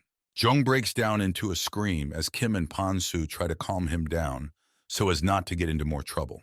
The neighbors start yelling back, to which an enraged Jung switches to them, starting to yell. A door opens on the floor below, from which a timid female voice is heard. And then the silhouette of a trembling girl in a gray sweater with short hair appears from it. Upon seeing her, Jung immediately remembers exactly how she stabbed him a few days ago. He abruptly falls silent, causing Kim to ask uncomprehendingly what his boss saw. Jung screams again, pointing at the running girl and saying that she was the one who stabbed him in the stomach with a knife. When the broadcast was over, Sue turned off his tablet and walked out of the bathroom, heading to his room. There, he meets a kind of pandemonium from Yuna and the same guy who broke into his room. The protagonist suggests that he go to the ward for a conversation, learning that he will have to pay an insurance premium if Sue does not agree to switch rooms with him. However, Sue sees a catch in all this and is not going to give up his place to some stranger who is clearly up to something. Before Sue hit the stranger, he noticed that his polished movements were not like those of a beginner. After thinking it over, he tells Sue to stop arguing and holds out his hand. However, the main character does not like his tone and sentence too much, so he rudely pushes his hand away from him. The latter, writhing from the blow to the sore arm, looks at Sue with hatred. It turns out that Yuna was watching their skirmish through the windows in the door all this time. Meanwhile, in the ward, a slight conflict has already turned into a real fight, and the stranger uses his crutch as a weapon. He tries with all his might to hit Sue, who in turn easily dodges the blows. Hospital staff notice a loud noise coming from the ward and begin to run to her with alarm. Sue has already put the red-haired guy on the floor, who continues to be aggressive towards him. As soon as Sue pressed a little harder on the sore arm, the guy immediately began to apologize and asked to stop. Then the officers burst into the room and Sue jumps back, letting the enemy go. When the man asks what really happened, Sue only looks at him in fear, convincing him that he did not start the fight. These words only anger the redhead, forcing him to start escaping from the hands of the employees. According to Sue, this guy has obvious problems with aggression and is not the first time he has made such a mess. When Sue starts talking about the police, the young man immediately shuts up and stops kicking. When everything is more or less back to normal, Yuna runs up to Sue in concern. Yuna expresses sincere concern for the guy's condition, not understanding why all this is happening to him. Sue simply pretended to be sick so that everything would end in a less conflicting way. Meanwhile, John visited Kim's office while he was talking to Shireen. The girl stands up anxiously, convincing her friend that she can come another time if there are things to do now. John holds onto his sunglasses and winks playfully at her, expressing gratitude for her understanding.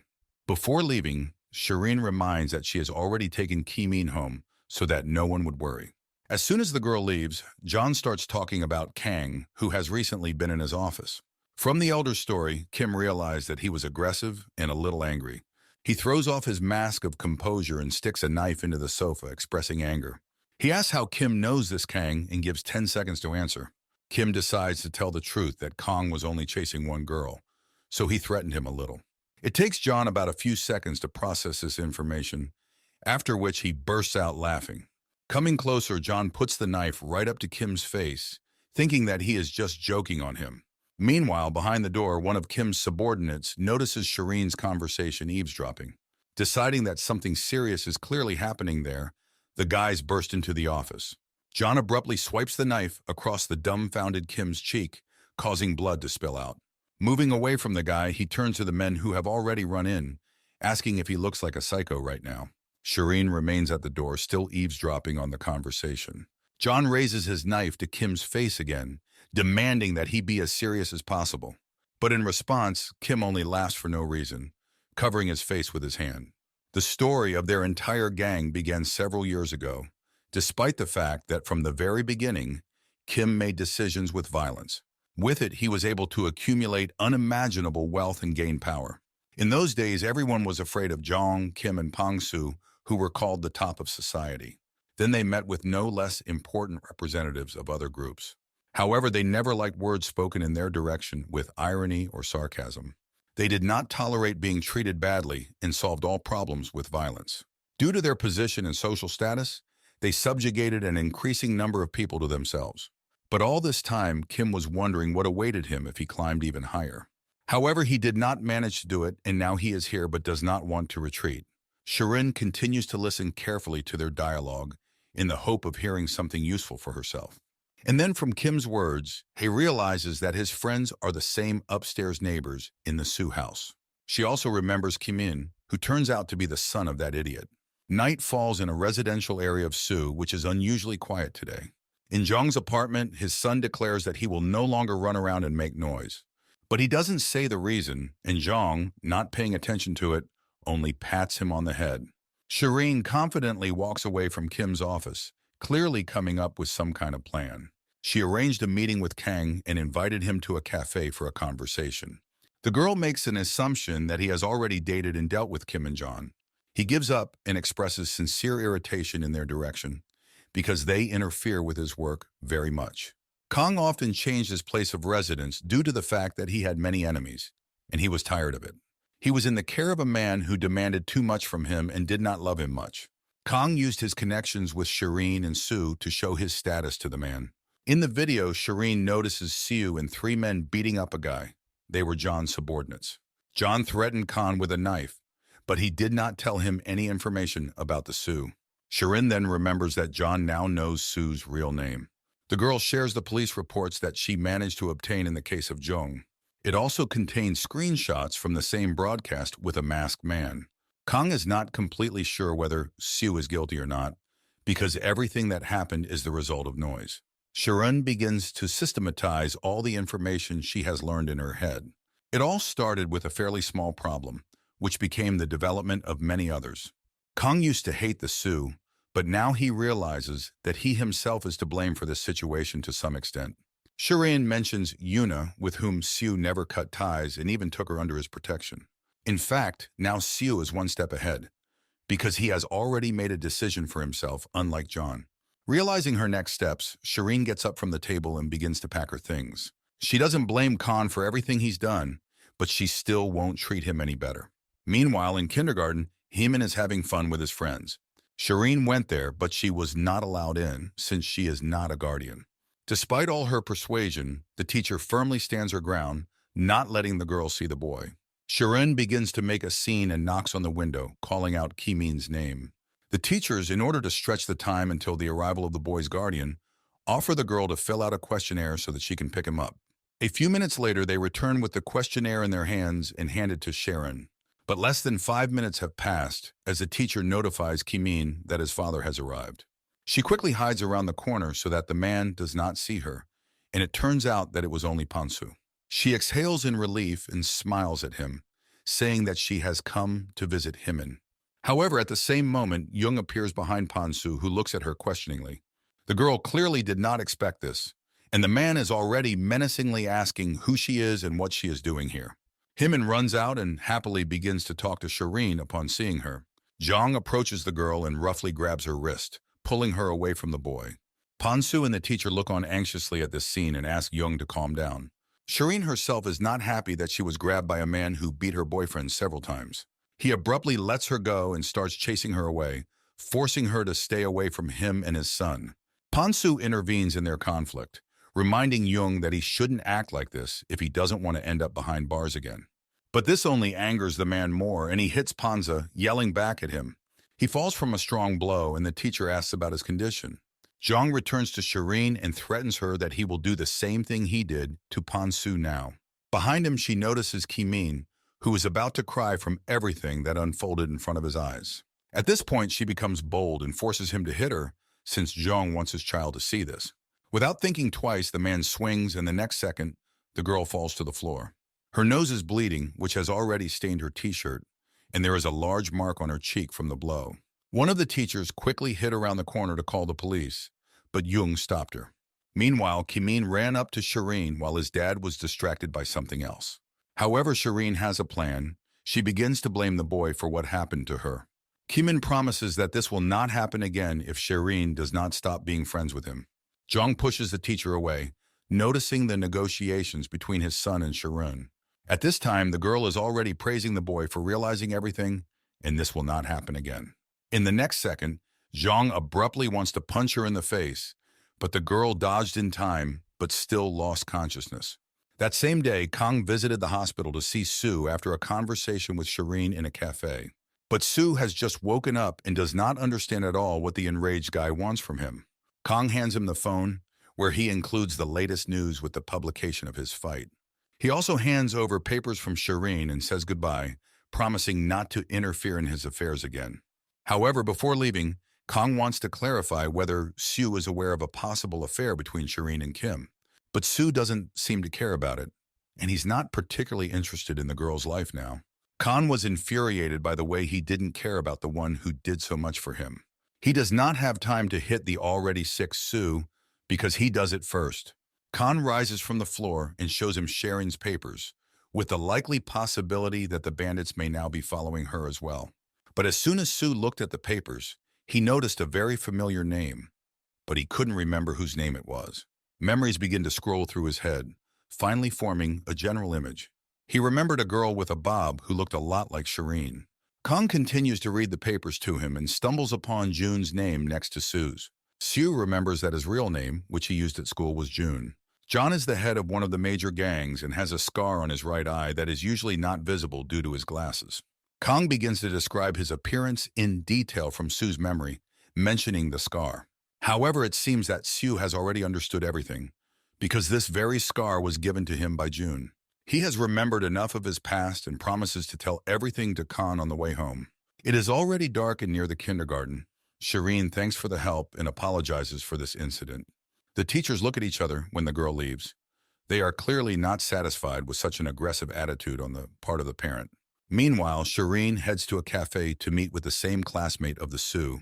The guy's name is Jin Soo, and he's the same age as Sue, apparently because they're former classmates. When he sees the girl, he suddenly remembers Jun's girl from school, whose name was Min. The story that Jin Soo begins happened about 9 years ago when they moved to high school. A guy named John volunteered for the role of the head of the class. He enjoyed authority among the teachers. Shireen immediately remembers John, whom she saw in Kim's office, and draws a parallel. Jin Soo finds himself in the same class as this guy and is nervous because he realizes that he is in for a year of bullying. When he arrives at the dormitory, he sees Jun, whom he already knew.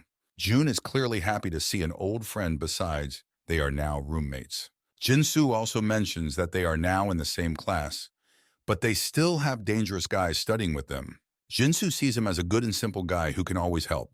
He knows him well because they went to both primary and secondary school together.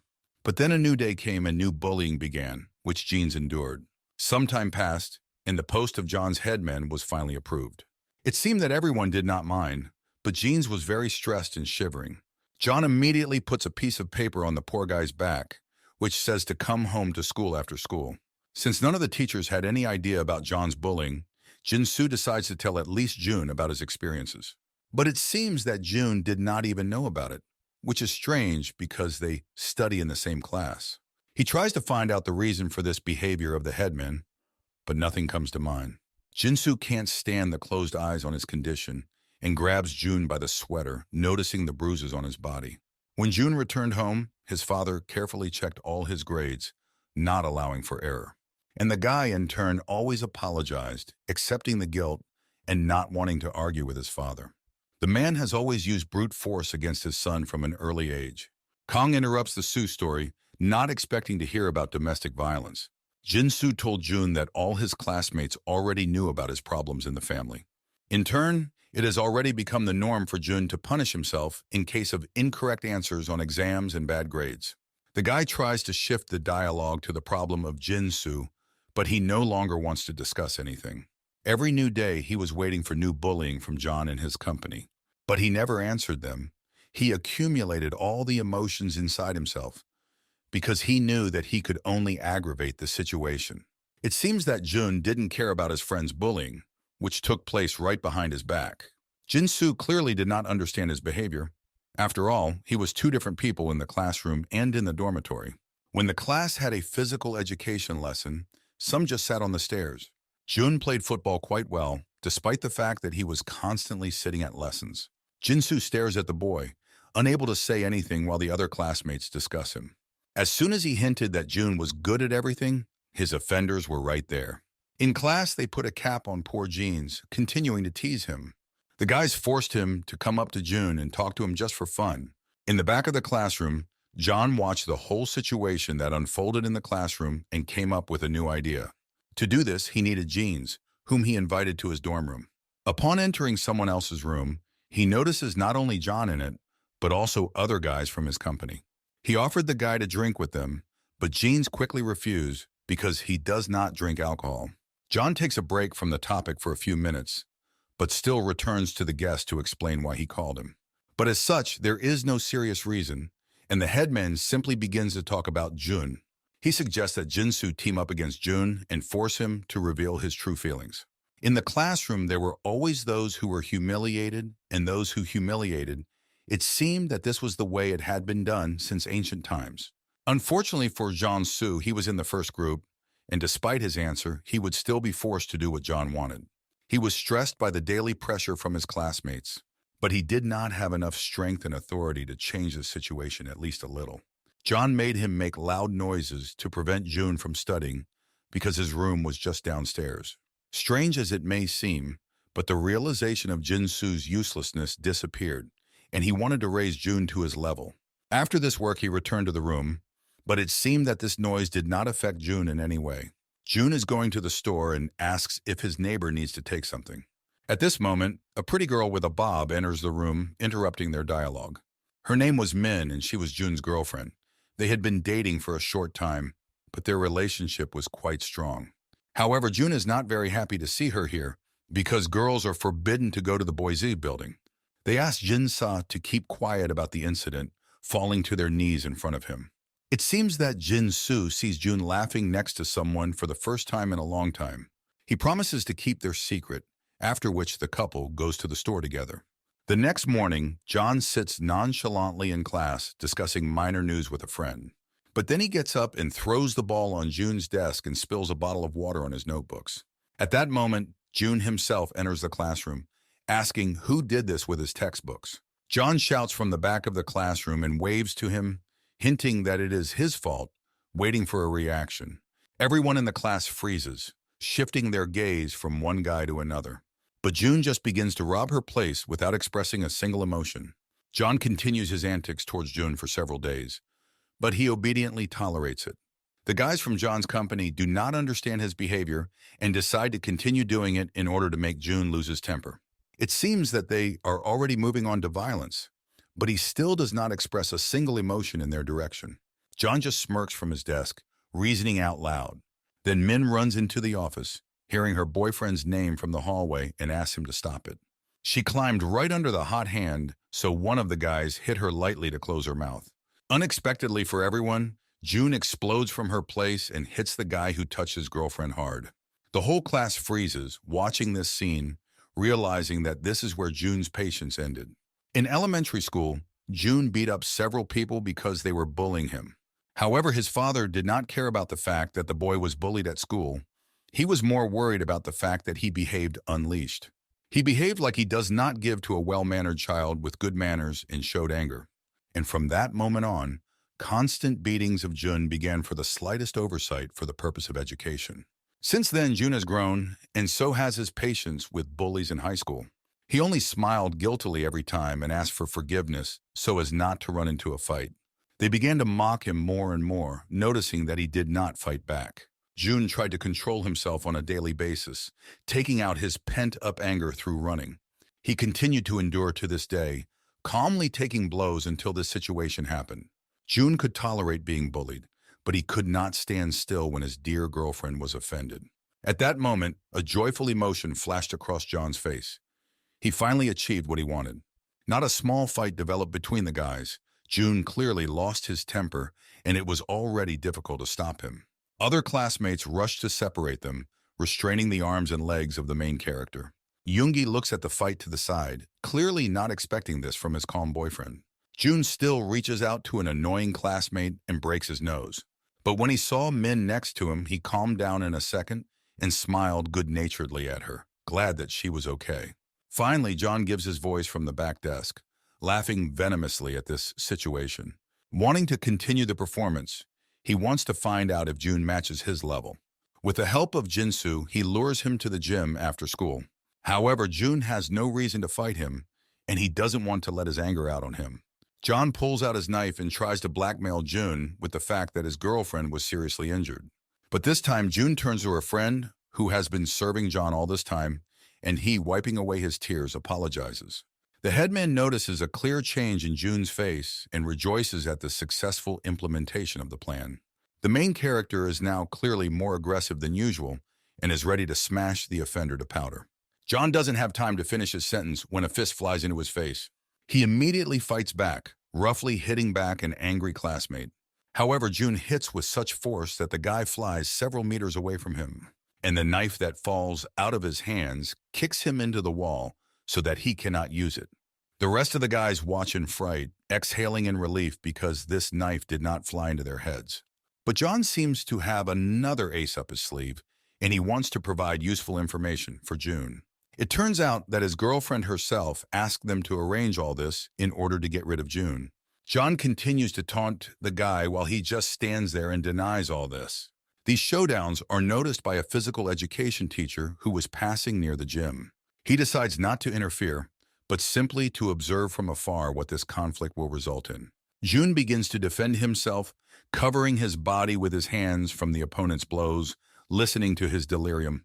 He does not even try to attack, because he has not fully recovered from what he heard. The teacher had already moved into the hall and watched the fight from around the corner with interest. At this point, Jun goes on the offensive and hits John hard in the chin, after which he goes on the defensive again. John is angry that this guy recovers so quickly from punches and is too good on defense. He briskly runs to the knife and tears it out of the wall. His gaze becomes crazy.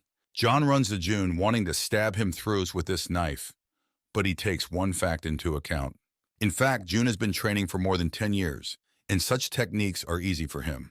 Falling to the floor, John yells at his guys to deal with this idiot, but no one is in a hurry to obey his orders.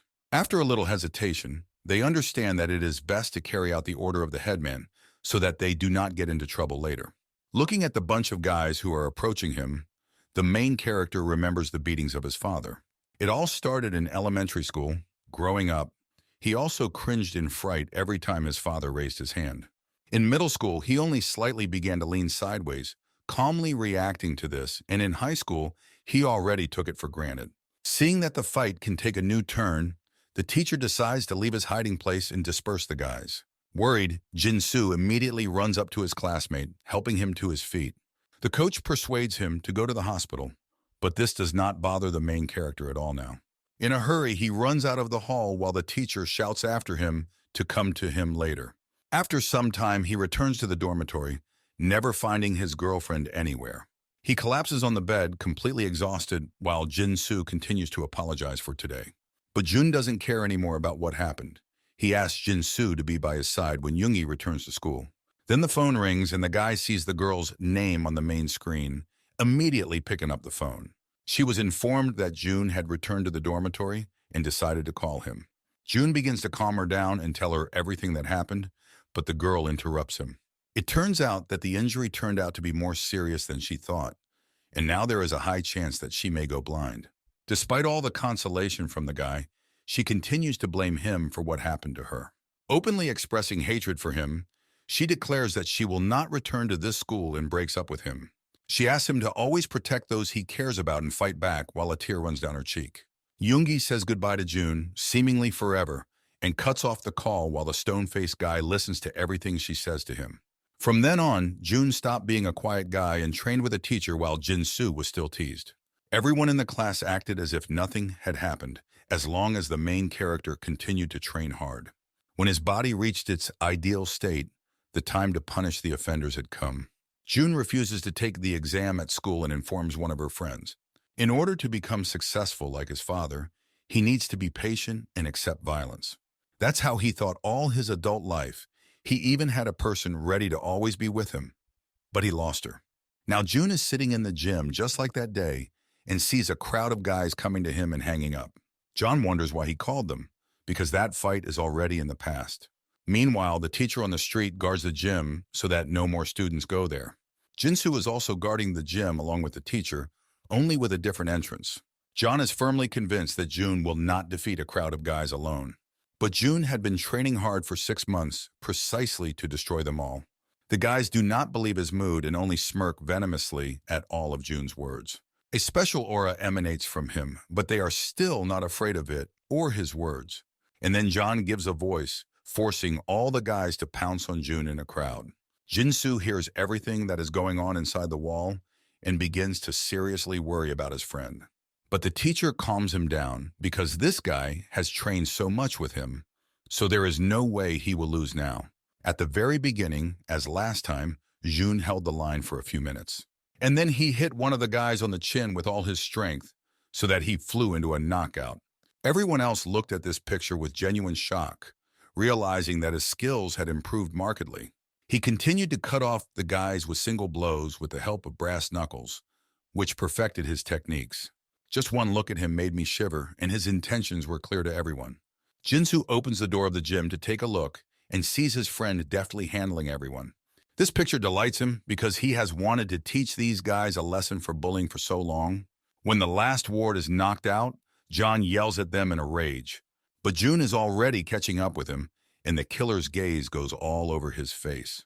The only thing John can do at that moment is rudely push his hand away and laugh. In the continuation of this story, Soo could not remember even how it ended. He now heads to John's office to ask him directly about what happened between them. Kang tries to stop him, but he has already decided everything for himself, despite the fact that it can be very dangerous there. He looks after him, hoping that everything will go smoothly, because Soo has just come out of the hospital. Sharon is clearly shocked by the story she has heard, and now this story seems to be repeating itself. Jin-soo recalls a situation that happened more than 10 years ago once again, and she is afraid that the same thing may happen to Shireen as to June's ex-girlfriend at school. Chung was clearly targeting the girl now, after finding out what she looked like. The teacher who studied with June was quite strong in the past, just like his student is now. And looking at this, Jin-soo wanted to learn how to be as strong, but the teacher didn't want to take him. After all, the only thing he taught June was the basic techniques, and all the rest was his innate reflexes and a good physique, which helped a lot when fighting. And it will be much easier for him if his memory returns, then he will be able to remember everything that the coach taught him. John's boyfriends are clearly unhappy that someone broke into their office in the middle of the night. The Sioux are not afraid that they can attack him with shouts, weapons, or a knife. He instantly begins to attack before the enemy catches up with him first. On the street, Kang hears the whole fight and doesn't know whether to call the police or go in. Turning around, he notices a man in a mask and with a camera who is broadcasting. Kang looks at him incredulously, assuming that he is the same person who was involved in the last broadcast on the rooftop. 10 minutes earlier, Siu had been thinking about everything that had happened to him since Jong had come into his life. Then he could not give a good rebuff, but now everything has changed, and he is confident in his strength. The man with the camera was always there when it seemed strange noises from apartments and fights. This is how he filmed the very incident on the roof, which spread all over the internet. Kang is worried that Siu didn't even share the plan with him and left him standing there with this strange man. A couple of minutes later, all John's wards were already lying in different corners. Sue menacingly declares that he was sent by Zhang to declare war on John. He hands one of the guys the phone and tells him to write to John that he has guests. Meanwhile, Kong peeks around the corner to see how things are going. Sue quickly runs up to him and the masked guy and gives them both pieces of paper with further instructions. Because of the live broadcast, a lot of people found out their whereabouts, so they should run away before John's wards arrived. But the entrance was already crowded with angry men who intended to punish the violators. Sue and the others quickly run out of the building and run away. Only Kong stumbles and falls.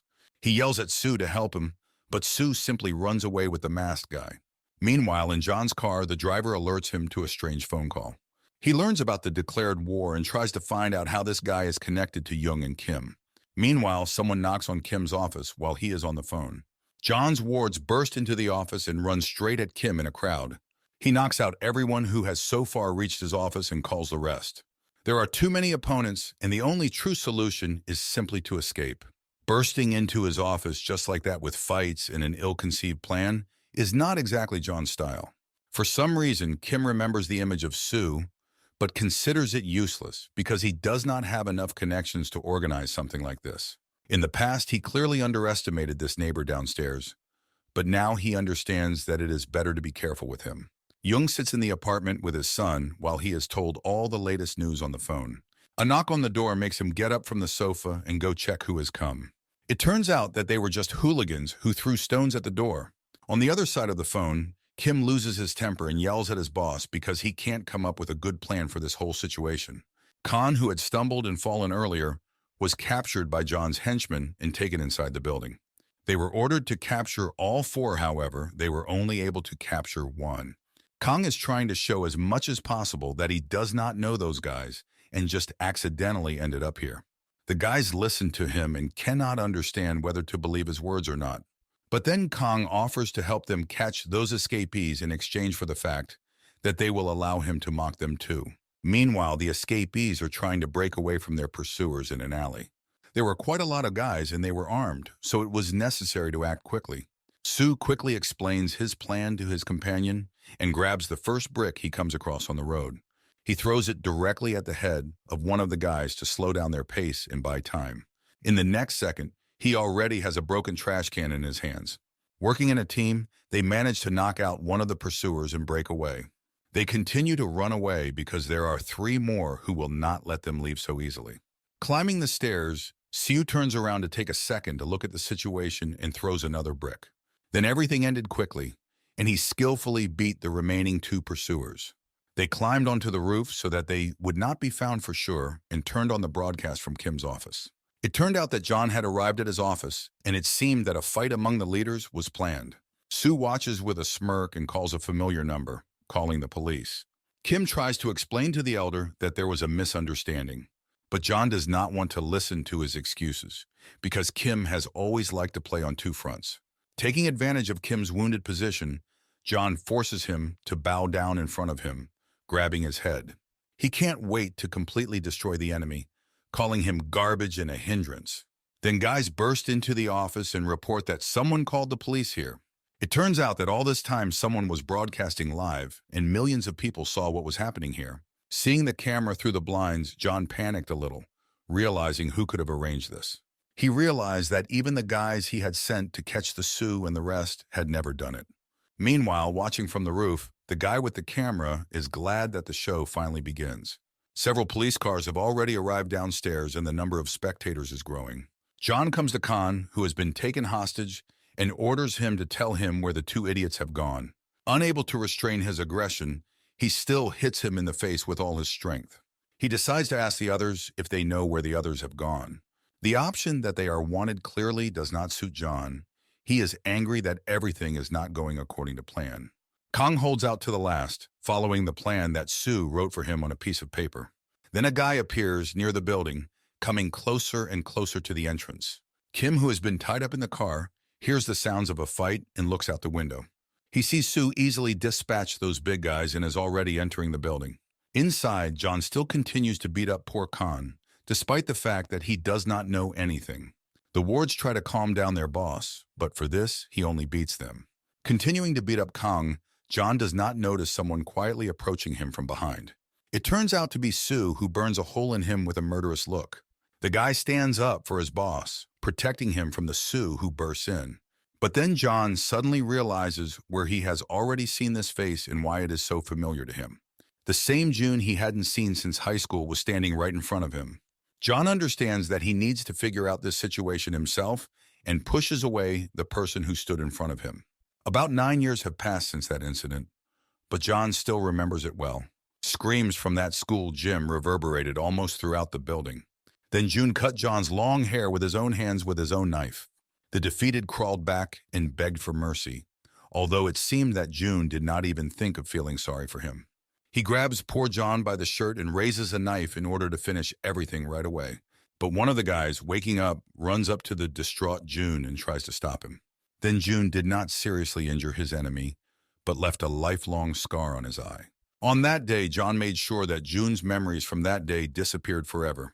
Therefore, now he was shocked that the guy remembered all the little things from that incident. It is surprising that now they are talking calmly, although it was initially going to a fight. However, even after 9 years, John wants revenge on him for the humiliation he experienced that day. Then, for the first time in his entire life, he felt pitiful, looking into the distraught eyes opposite. He tried to forget everything and start from the beginning, without dwelling on the situation, by founding his own organization. He grew his hair back and hid his scar behind black glasses to restore his image. And for the sake of this day, he lived for the last 9 years because he could not overcome that feeling of hopelessness. After such a huge period of time when they have both grown and changed, he is ready to fight again. Humiliate June in the same way that he humiliated him then, blocking his breath and desire to move on. But it seems that Sue had slightly different plans because he was in no hurry to fight, starting a new conversation. If everyone else thought that this meeting was just a coincidence, then he had something to counterbalance. All this time, Kan had a camera in his pocket where he filmed everything that happened here. He begins to worry and apologize at the same moment as their plan is declassified. But removing the feigned emotions, he actually does not regret anything because he was beaten anyway. Sue just laughs at the whole situation, realizing that he is one step ahead again. John tries not to make sudden movements and calmly asks Kan to put the camera away. Kang picks up his phone, revealing that he turned off his phone and camera. As soon as John hears these words, he immediately rushes at the guy in an attempt to beat him. But Sue stops him because Kang is not to blame for this situation, he just followed his orders. Sue was amused by this situation because he was only convinced that John had not changed in 9 years, remembering the very day when Sue resigned from his job with a scandal and slandered the director. Kang kept thinking how such a character could hide behind a quiet and calm image. After all, in fact, the director was a rotten person who framed Kan then with a girl from the bar. It turns out that it was the director's daughter, and he was forced to flirt with her in order to increase sales in the company at the expense of their relationship. When he came to see Siu in the hospital, he was already a completely different person. As a result, they began to work in a team, and he could not even think that they would come to this. He even risked his life to help Sue with his insane plan. And now, when they are in an advantageous position, he would like to get off as soon as possible. But John starts a fight faster than Sue can listen to his ally. The guy in the mask is worried that the video has been cut off and now they won't have any evidence, so it's better to really run away from here. John rushes with a knife at Sue, but he skillfully dodges each blow as before.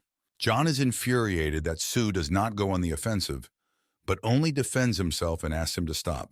John orders his ward to capture Sue because he just stood idle and watched the fight. Anticipating their question about where the rest of their gang went, Siu only states a couple more aces up his sleeve.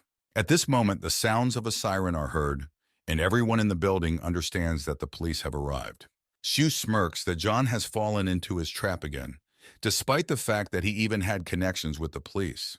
Now he has nowhere to run, and the only thing he can do is accept reality.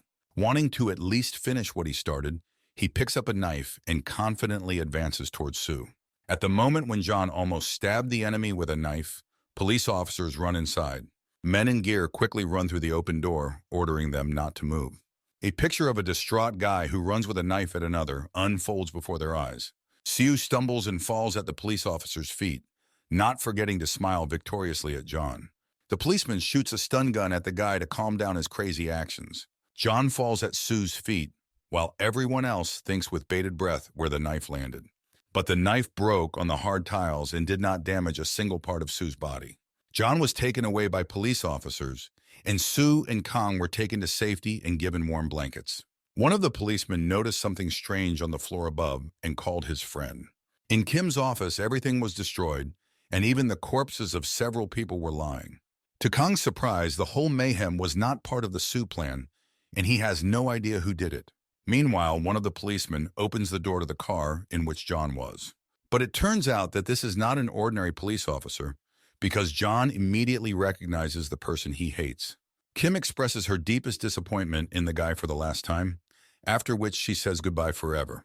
Fresh blood begins to flow from the closed car in thin streams, staining the asphalt. The rest of the police officers look askance at Kim, thinking that he is just new. 20 minutes earlier, Sue had freed Kim and dragged him out of the car. Sue reacts to rude words in his direction rather cold-bloodedly because he still needed Kim's help. The red-haired man remembers their first meeting. It seemed to be recently, but the guy has changed so much during this time. Sue decided that after this, he would not give him freedom so easily, so he left only a knife. He closes the car door behind him, warning that he will take care of John himself. Kim quickly tries to free himself with the help of the knife he left behind, realizing that he is running out of time. Once free, Kim quickly runs out of the car and calls Pans to warn him of everything that is happening. 3 days have passed since that incident, and finally Sue returns to his apartment. His neighbor, noticing the return, begins to shout something, but the guy does not even seem to be listening to her. However, she did not rise further, as she was too afraid of possible showdowns. As Sue turns the corner to his apartment, he notices 2 men waiting for him. He looks at them expectantly, as he has noticed that they are not hostile to him. Jong beckons him into him, and Pan-Soo only smiles at Sue soothingly. Jong gently bows his son's head and repeats his actions, apologizing for everything that happened and for the noise. Sue is genuinely shocked because he did not expect something like this from his neighbors upstairs, who wanted to kill him a day ago. But he cannot accept these apologies because all these events have affected him too much. A simple apology is not enough for him, and he will not be able to move on until he takes revenge properly. However, Jung reacts quite calmly to Sue's rude remarks. Even at the subsequent blow to the face from his neighbor, he only slightly steps back with a cool look. The old lady watching this runs around the corner from the suddenness of everything that is happening. A simple apology or even this punch in the face is not enough. Sue wants to completely destroy Jong. Despite the fact that Sue ruined his reputation among the residents, put him behind bars and caused a stir among the residents, this is still not enough for him. He allows himself to throw dirty words in the direction of Jong, which previously seemed unacceptable for someone like Sue. But then Jong remembers Sharon, whom he ran into in kindergarten when he was picking up Hyman. Sue does not react to the mention of his ex-girlfriend, continuing to listen. In fact, that day, Jong felt that genuine kindness was coming from her towards Hyman. And despite what a bandit and thug he is, he wants to be a worthy father to his son. Listening to Jong, Sue remembers the image of his father, who would never think like his neighbor. The man is about to leave, taking his son by the hand in hopes that they are done with it. But Sue still stands his ground and does not want to let Jung go so easily, especially after this story. The man suspected an attack from Sue, so he quickly asks Panza to take the boy home. Their fight still begins to gain momentum, no matter how much Jung tries to avoid it. He punches Sue in the face to bring her to reason and bring her to her senses first. The old woman, who was watching from afar, closes her eyes so as not to see this massacre. Residents also begin to look back at the sounds, watching with interest where the fight is coming from. Jung notices a significant change in Sue's skills, as he has begun to not only defend, but also attack. Then a baseball flies into Jong's back from some children from the apartments opposite. This only infuriates him more, not to mention the barbs that Sue throws at him. Someone's dog starts barking loudly only more, annoying both guys. Grabbing an empty liquor bottle, Sue smashes it into Jong's face. Pan-Soo leaves the apartment to see how his boss is doing. Realizing that the battle is still ongoing, he hurries back to Hyman's apartment. The boy was a little confused because of this whole situation, and because of the fact that his dad was called a bad person. Pan-Soo doesn't even know what to say to him, but he's sure that Jung won't lose this battle. For many years now, Jong has been the one who makes others tremble with fear and not come close to him. Sue was completely exhausted and fell on the cold tile, catching his breath. All the residents look at this scene with horror, and for some it was even a show with stakes. Jung walks past a shivering guy and talks to him in a calm tone. The man takes out and lights a cigarette, confirming that the guy has become quite good over these few weeks.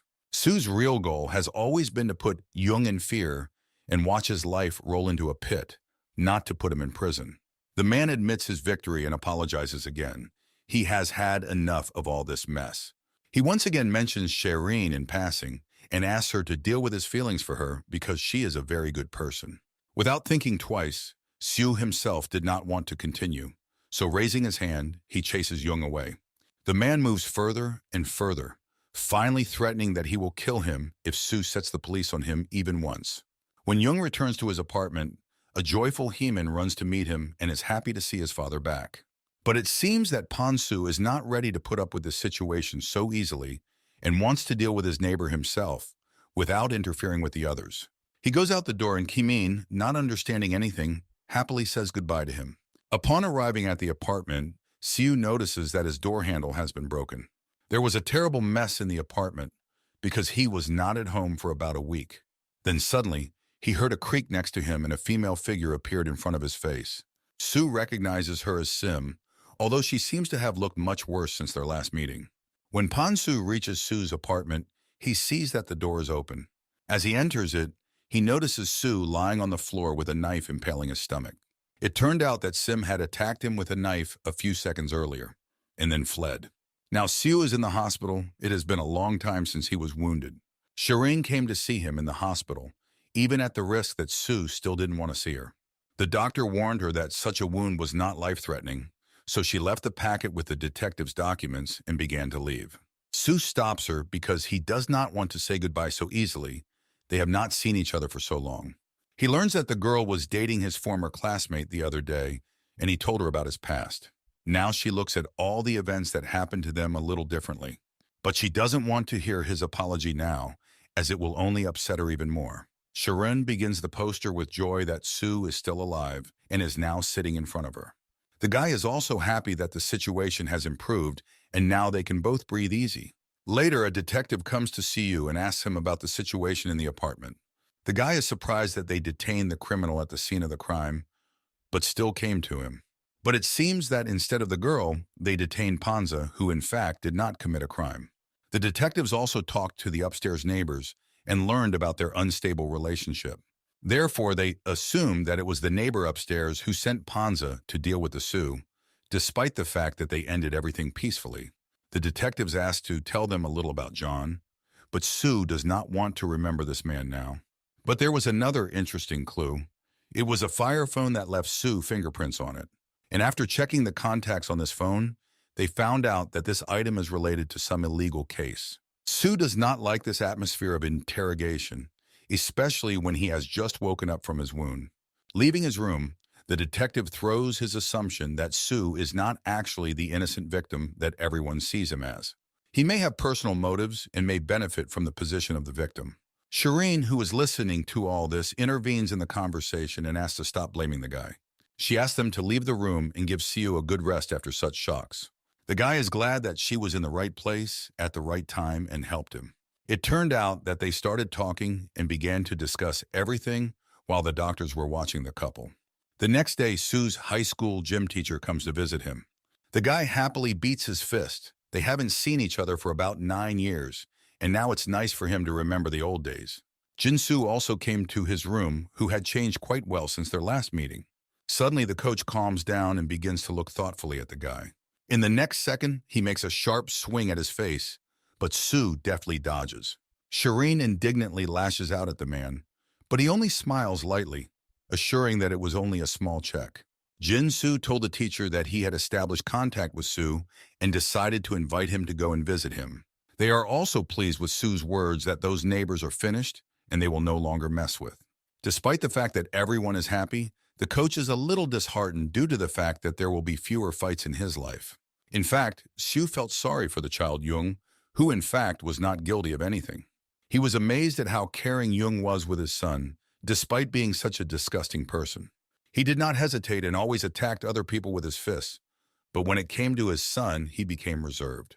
Sue's father was the complete opposite and never treated the guy like a native person. To some extent, he is jealous of him because his father truly loves and appreciates him. He allowed his emotions to come out, and it turned out to be a disaster. Sue also apologizes to Jin-soo for his high school days when he couldn't take his side. Jin-soo scratches his head awkwardly and runs out of the room, justifying that he has a shift at work soon. The coach talks about how Jin-soo trained hard with him for about 5 years and has now become a different person, but he remains just as shy. Jin-soo even found some of his classmates and asked him to give this folder to Sue, but the guy does not want to stir up the past.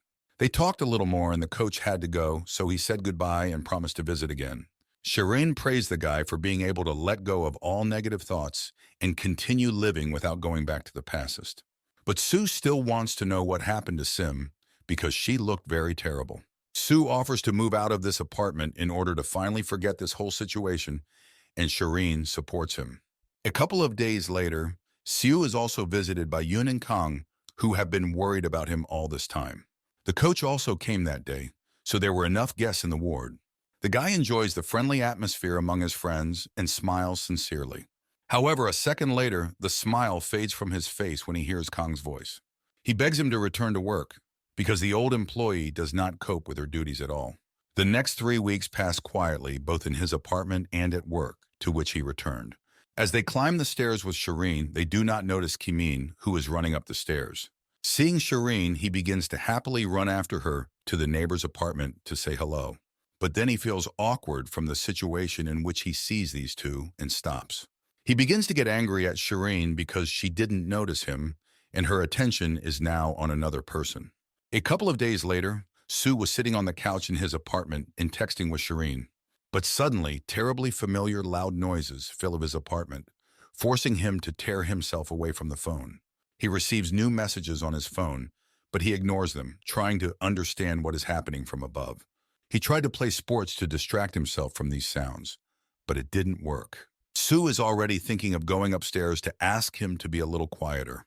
Meanwhile, in the apartment above, Kimin continues to run loudly and bang on the floor.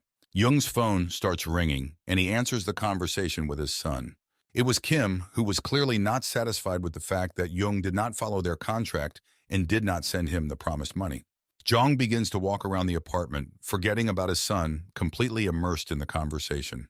On the other side of the phone, Kim is already yelling that Young is an ungrateful bastard who cheated him out of money. An unexpected silence fills the apartment, and knocks on the door are heard. Jong thought it was Kim who had pinned himself to him in the middle of the night, so he picks up a knife and moves towards the door.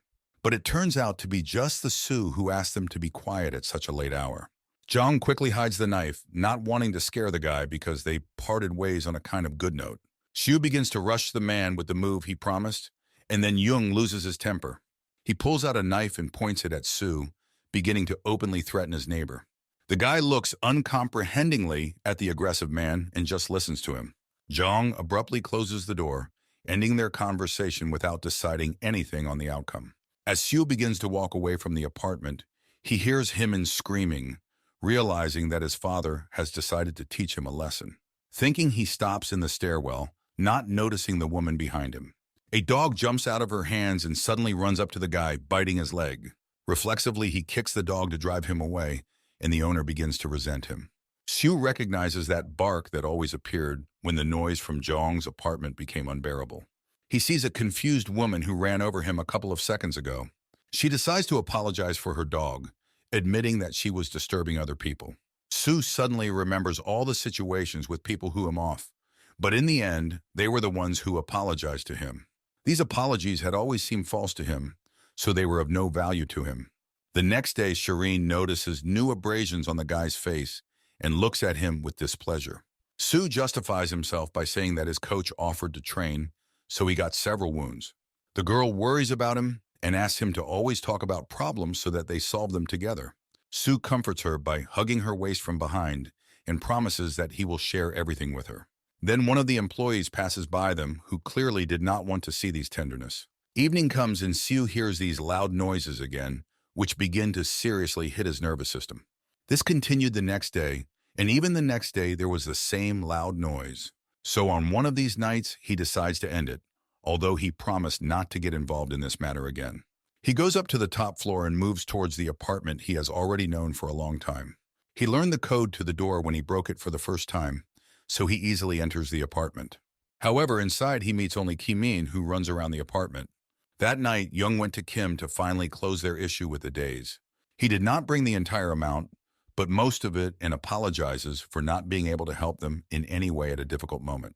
But Kim is no longer satisfied with these apologies, because negative emotions have accumulated in him for such a long period of their cooperation. Therefore, now Young's situation is aggravated by the fact that he did not bring the entire agreed amount. The guy who checked the money noticed that the bills at the bottom of the suitcase were fake. Jong only calls the guys his victims because they fell for such a stupid trick. Kim, furious, yells at his boys to capture and beat this traitor to death. Meanwhile, Siu took him into his apartment and called Shireen to help him. He admits that he cannot solve everything on his own and asks for help in this matter for the last time. The fight is gaining momentum, but Jong deftly scatters all opponents in the corners. Kim sends more and more of his henchmen at him, forcing him to fight. Even with so many tough guys, Young is still superior to them in terms of strength. It seems that he has already defeated everyone who was in this room, so Kim decides to take matters into his own hands. He begins to run at Young with a knife, intending to kill him, and throws a sharp object, hitting him in the shoulder. Getting closer, Kim tries to put the man down with a punch in the face, but everything turns out to be not so simple. At the end of the fight, it is Kim who is the loser in this battle. Jong decides to finally put the guy in his place in the end and takes a knife in his hands. Even though they were on the same team, Young always only used it. Thanks for all the years of his service, the man brings a sharp object to the guy's leg. He decides to end this matter in this way and go their separate ways. Causing an injury, he reminds of a small amount that he brought in a suitcase and leaves. According to his plan, in a few hours he and his son should leave the city. Upon returning home, he is greeted only by silence and Hyman does not respond to his voice. Walking over to the couch, Jong notices a phone with a number and a pair of headphones. Suddenly he realizes what has happened and begins to look for Kim-min in all the rooms. Not finding the boy, the man runs to the phone and calls the specified number. A video call is turned on, and he sees the face of the hated neighbor below on the phone screen. Jong starts yelling at the guy in a rage, not even listening to what he is saying to him. After keeping the silence for a while, Sue makes him bark and smile while looking at the camera, blackmailing. In response, the man is silent until he begins to hear a countdown. Jong sees the madness in his eyes and realizes that he is trapped. He fulfills Sue's wish and begins to make sounds like an angry dog. Sue smiles with satisfaction, realizing that this plan is beginning to give him pleasure. He forces Jung to go down to the police and confess that he made a noise that disturbed the residents of the house. People begin to gather around them, watching the development of events with interest. Jong starts yelling loudly at the whole street, insulting himself and admitting his guilt. His neighbor from the upper apartment, not staying away, begins to complain about smoking right under his windows. Listening to Sue's orders through an earpiece, he notices a camera behind him through which the guy sees everything that is happening. The new instruction was that Jung should ask to come up and hit him as punishment. It turns out that he has a view from several surveillance cameras at once. Shireen looks at the guy worriedly, at one point even thinking that she doesn't recognize the man at all. Tenants begin to throw everything they can get their hands on at the man. Hyman notices the girl's worried state and asks her to pay attention to his drawings. Meanwhile, on the street, some are already starting to run out and attack the man screaming. The boy is almost asleep, but wants to spend some more time with Shireen. He does not even know what is happening to his father in the courtyard of their house. Sue continues to taunt the man viciously, giving him new orders. Jong loses his temper and decides to scare the people who attacked him at least a little. But Sue does not like this, because it completely contradicts his execution of the plan. The protagonist looks up from the tablet for a second and notices a crying Shireen behind him. She considers this method of punishment wrong, even if this man interfered with his life. Jong freezes for a second, listening to the girl's words through his headphones. Shireen tries to reason with the guy and show him that this is not the only way to solve it. Sue listens attentively to the girl, realizing that at some point he really went too far. Now he turns to Jung, letting him go, and stops this blackmail. Sue would be able to deal with him without the dirty tricks he had done when he couldn't think clearly. The main character goes outside and goes to the scene of the incident, under the surprised glances of passers-by. Approaching the man, he suggests that they warm up properly before their last battle. Both get up from their seats and walk towards the stairwell while passers-by continue to stare at them. They each go up to their own apartment without saying a single word. As soon as the door slams shut, Jeong starts banging on the floor with all his strength, spreading noise throughout the house. Soo even smiles at the irony of the whole situation, in which he is even glad to hear these sounds. A few minutes later, the main character leaves his apartment and heads upstairs. At his destination, he is met by a man. They decided that they would end this battle quickly. For several minutes, there has been silence in the apartment because they are negotiating. Jung reminds Soo that he has already made a sincere apology and even made his son bow his head. But for Soo, it was insincere, and besides, the boy continued to make noise after that. The tenants crowded around the door, wanting to hear at least a little about what was being said. Soo confesses to having Sim insert a knife into his back to feel like he was in Jeong's shoes. The man inadvertently remembers Panza, who wanted to kill this guy so much, but eventually disappeared. Soo opens his eyes to the fact that they were stabbed in the stomach by the same person. And Soo is the first to enter the fight, finally moving a few minutes later. A few days earlier, Soo had a training session with his high school teacher. And after that, the coach decides to tell Jeans who their friend is dealing with. Jong had a lot of potential from the beginning, so he used to be quite a famous fighter. But Soo seems to have a pretty similar situation and is at the level of Jong, although they have a pretty big difference in experience. Soo also has a rather volatile character and can easily begin to manipulate the enemy. The coach even had an assumption that he would hit the man with a car before they even fought. But off the battlefield, opponents must show respect for each other, despite their difference in strength. This is perhaps the only thing that distinguishes these two from ordinary fighters. Jung is already tired of this fight, and therefore, without getting up from his knees, he asks to finish. But Soo is clearly not satisfied with this situation, because it is clear from the condition of the man that there is still strength. Jung no longer has any tricks to catch his neighbor with, so he sees no point in continuing the fight. Previously, he could easily use his power and put his head against something hard. Whenever he could use a more polite form of communication, he preferred threats and beatings. This resulted in the fact that now he has to fight this guy with full strength. From their fight and screams, it seems that the whole house is already shaking and the residents are seriously frightened. They are so actively discussing the situation that they don't even hear the quiet footsteps behind them. A man holds a gun in his hand and goes straight to the apartment where the fight is in full swing. The door opens and the guy attracts the attention of those inside. Kim raises his head and points the barrel of a gun directly at the head of his former boss. A loud sound of gunfire is heard throughout the house and people begin to hide behind cars. Soo and Jung manage to hide in the next room, realizing that their fight was already turning into something else. Kim carefully crosses the threshold of the apartment, trying to stay on one leg. He points his gun and shoots several times at once, completely losing his head from the thirst for revenge. Soo quickly finds himself next to the guy and lands down to prevent the bullets from hitting him. Kim looks at the guy, a little frightened, while he sees determination in his eyes. Remembering their first meeting, when Kim did not hesitate to beat up a poor neighbor who only wanted to calmly sort out the situation. Now it was Soo's turn to take revenge on him for the feeling of humiliation he had experienced that day. Meanwhile, the computer club also broadcast what was happening in that residential building. Sim, who was sitting at one of the computers, inadvertently overheard a conversation between two guys. As soon as she heard about the man in the red shirt, her face immediately took on a frightened look. When she entered the broadcast from her phone, she saw Jung and Soo walking to the stairwell. She immediately decided to avenge all these two, and especially the Soo. She gets up from her seat and walks towards the exit of the computer club.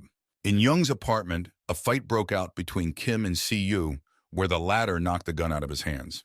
Due to the fact that Kim's leg was wounded, he could not fight at full strength with the enemy. Soo pushes the guy out of the apartment and he falls to his knees, unable to resist. Seeing a gun not far from him, Kim reaches for it with the last of his strength. He points his weapon at Soo and tries to get back on his feet. But due to the fact that his wounded leg is pierced by an unexpected wave of pain, he shoots past the guy, almost hitting the tenants. A man who was almost hit by a pistol bullet quickly leads his children away. Kim falls backwards and, in an attempt to defend himself and finish off Soo, grabs a knife. But Soo doesn't want to fight him and kill him. He just wanted no one to interfere in his life. Then Pan-soo appears and begins to approach the guys, noticing Kim. Kim yells at him to grab a gun and finish the two before it's too late. But as his second boss, Jong orders him to let go of the gun and let them solve everything without casualties. In reality, Pan-soo mistakenly went to jail after nearly stabbing Soo, but realizing that he was innocent, the police let him go. Pan-soo is such a person that he does not have someone he does not like, because everyone here is good in his own way. With everyone distracted by Pan-soo's sudden dialogue, Soo decides to continue where he left off. Just then, Pans hears a commotion behind him, and he notices a detective who has found them through the police. But the meetings did not end with one detective, and a girl in a hood comes out of the crowd. She grabs a tank of gasoline and runs around the floor, spreading the liquid. Soo recognizes her as Sim and quickly yells at Yu to get out of here. The Sim is about to press the lighter to set the floor on fire, but Pan-soo easily knocks it out. He picks up the lighter and, with surprised looks, wants to light his cigarette to her. However, after a wave of shouts from the residents, he still admits that he was joking, because if he presses on it, then everything will flare up. He was distracted for a second, as the thing suddenly appeared in the girl's hands. A second later, an explosion is heard, and the floor is flooded with rapidly spreading flames. The detective quickly rushes to extinguish the fire with his jacket, to the screams of Pan-soo. Kim notices this psychotic girl behind him, whose clothes have also caught fire. Noticing Soo and Jong, she immediately rushes at them, obsessed with revenge. But Jong pushes her away with a sharp kick, and she flies a couple of meters away from them. The detective catches up with them and takes out the handcuffs, addressing Soo, whom they saw in the hospital. Sim continues to try to prove that Soo is to blame for turning her life into a nightmare. The main character looks at the girl, and he even feels sorry for her to some extent. According to Sim, because of the noise that Soo made in his apartment, she went crazy. The detective takes the girl away and asks everyone to take their valuables, because the fire may spread even more before the arrival of firefighters. Sim is still talking nonsense about drones, which Soo deliberately installed to interfere with her life. Looking at the girl, he realizes that the noise between the floors was not her only problem. Sim suffered from schizophrenia, so she could not think clearly while her illness progressed. Jung and Soo returned to the man's apartment, and he decided to apologize again for everything that had happened. The man went into the storage room to pick up all the necessary things and go after Hymin. But Soo only shoves him into the closet, which Jong sincerely did not expect in such a situation. He starts yelling at the guy because the situation they are in now is not at all suitable for a fight. His screams cause a wave of noise to sweep through the building, and the ceilings in Soo's apartment even begin to crumble. Jong genuinely doesn't understand why the guy won't just leave him alone after all his apologies. But Soo just looks at him calmly and then rejoices that he understands the whole point. The noise between the floors was exactly what you think it's about to end, but it started all over again. Meanwhile, on the street, the detective collects testimony from neighbors Soo and Jong. Sim is sitting in a car, handcuffed to the seat of a police car. Meanwhile, Kim managed to hide behind a column in the entrance. Due to the fact that his leg was injured, he could not escape from here so easily. Meanwhile, in the apartment, Jong covers his face with his hands, wanting this whole nightmare to end as soon as possible. Soo suggests that he leave to look for his son because nothing keeps him here. But in the future, they would still face each other so that Soo could truly take revenge on him. Jung is annoyed that he apologized to the guy 1,000,000 times, but the apology still seems insincere. Soo reminds him of how he saved him from Kim's gunshot, hinting that the dead can't apologize. An apology is an apology, and Jung doesn't see the difference between whether it's sincere or not. Soo gives up and accepts the man's apology, but on the condition that she finds him in the future. The serious look of the guy clearly speaks of the firmness of his intentions and confidence. Jong realizes that he made this mistake in the first place, and now he will have to live with the consequences for several years. He imagines that one day Soo will return and steal his precious son again. At this moment, outside, Kim notices the open door to the apartment of her former boss and rejoices in her luck. He carefully enters it in search of the keys to the car in order to leave here as soon as possible. Then he hears Jung's trembling voice and decides to go a little further into the apartment. Jong roars to his knees in front of Soo, apologizing, and begs not to touch his son and leave them forever.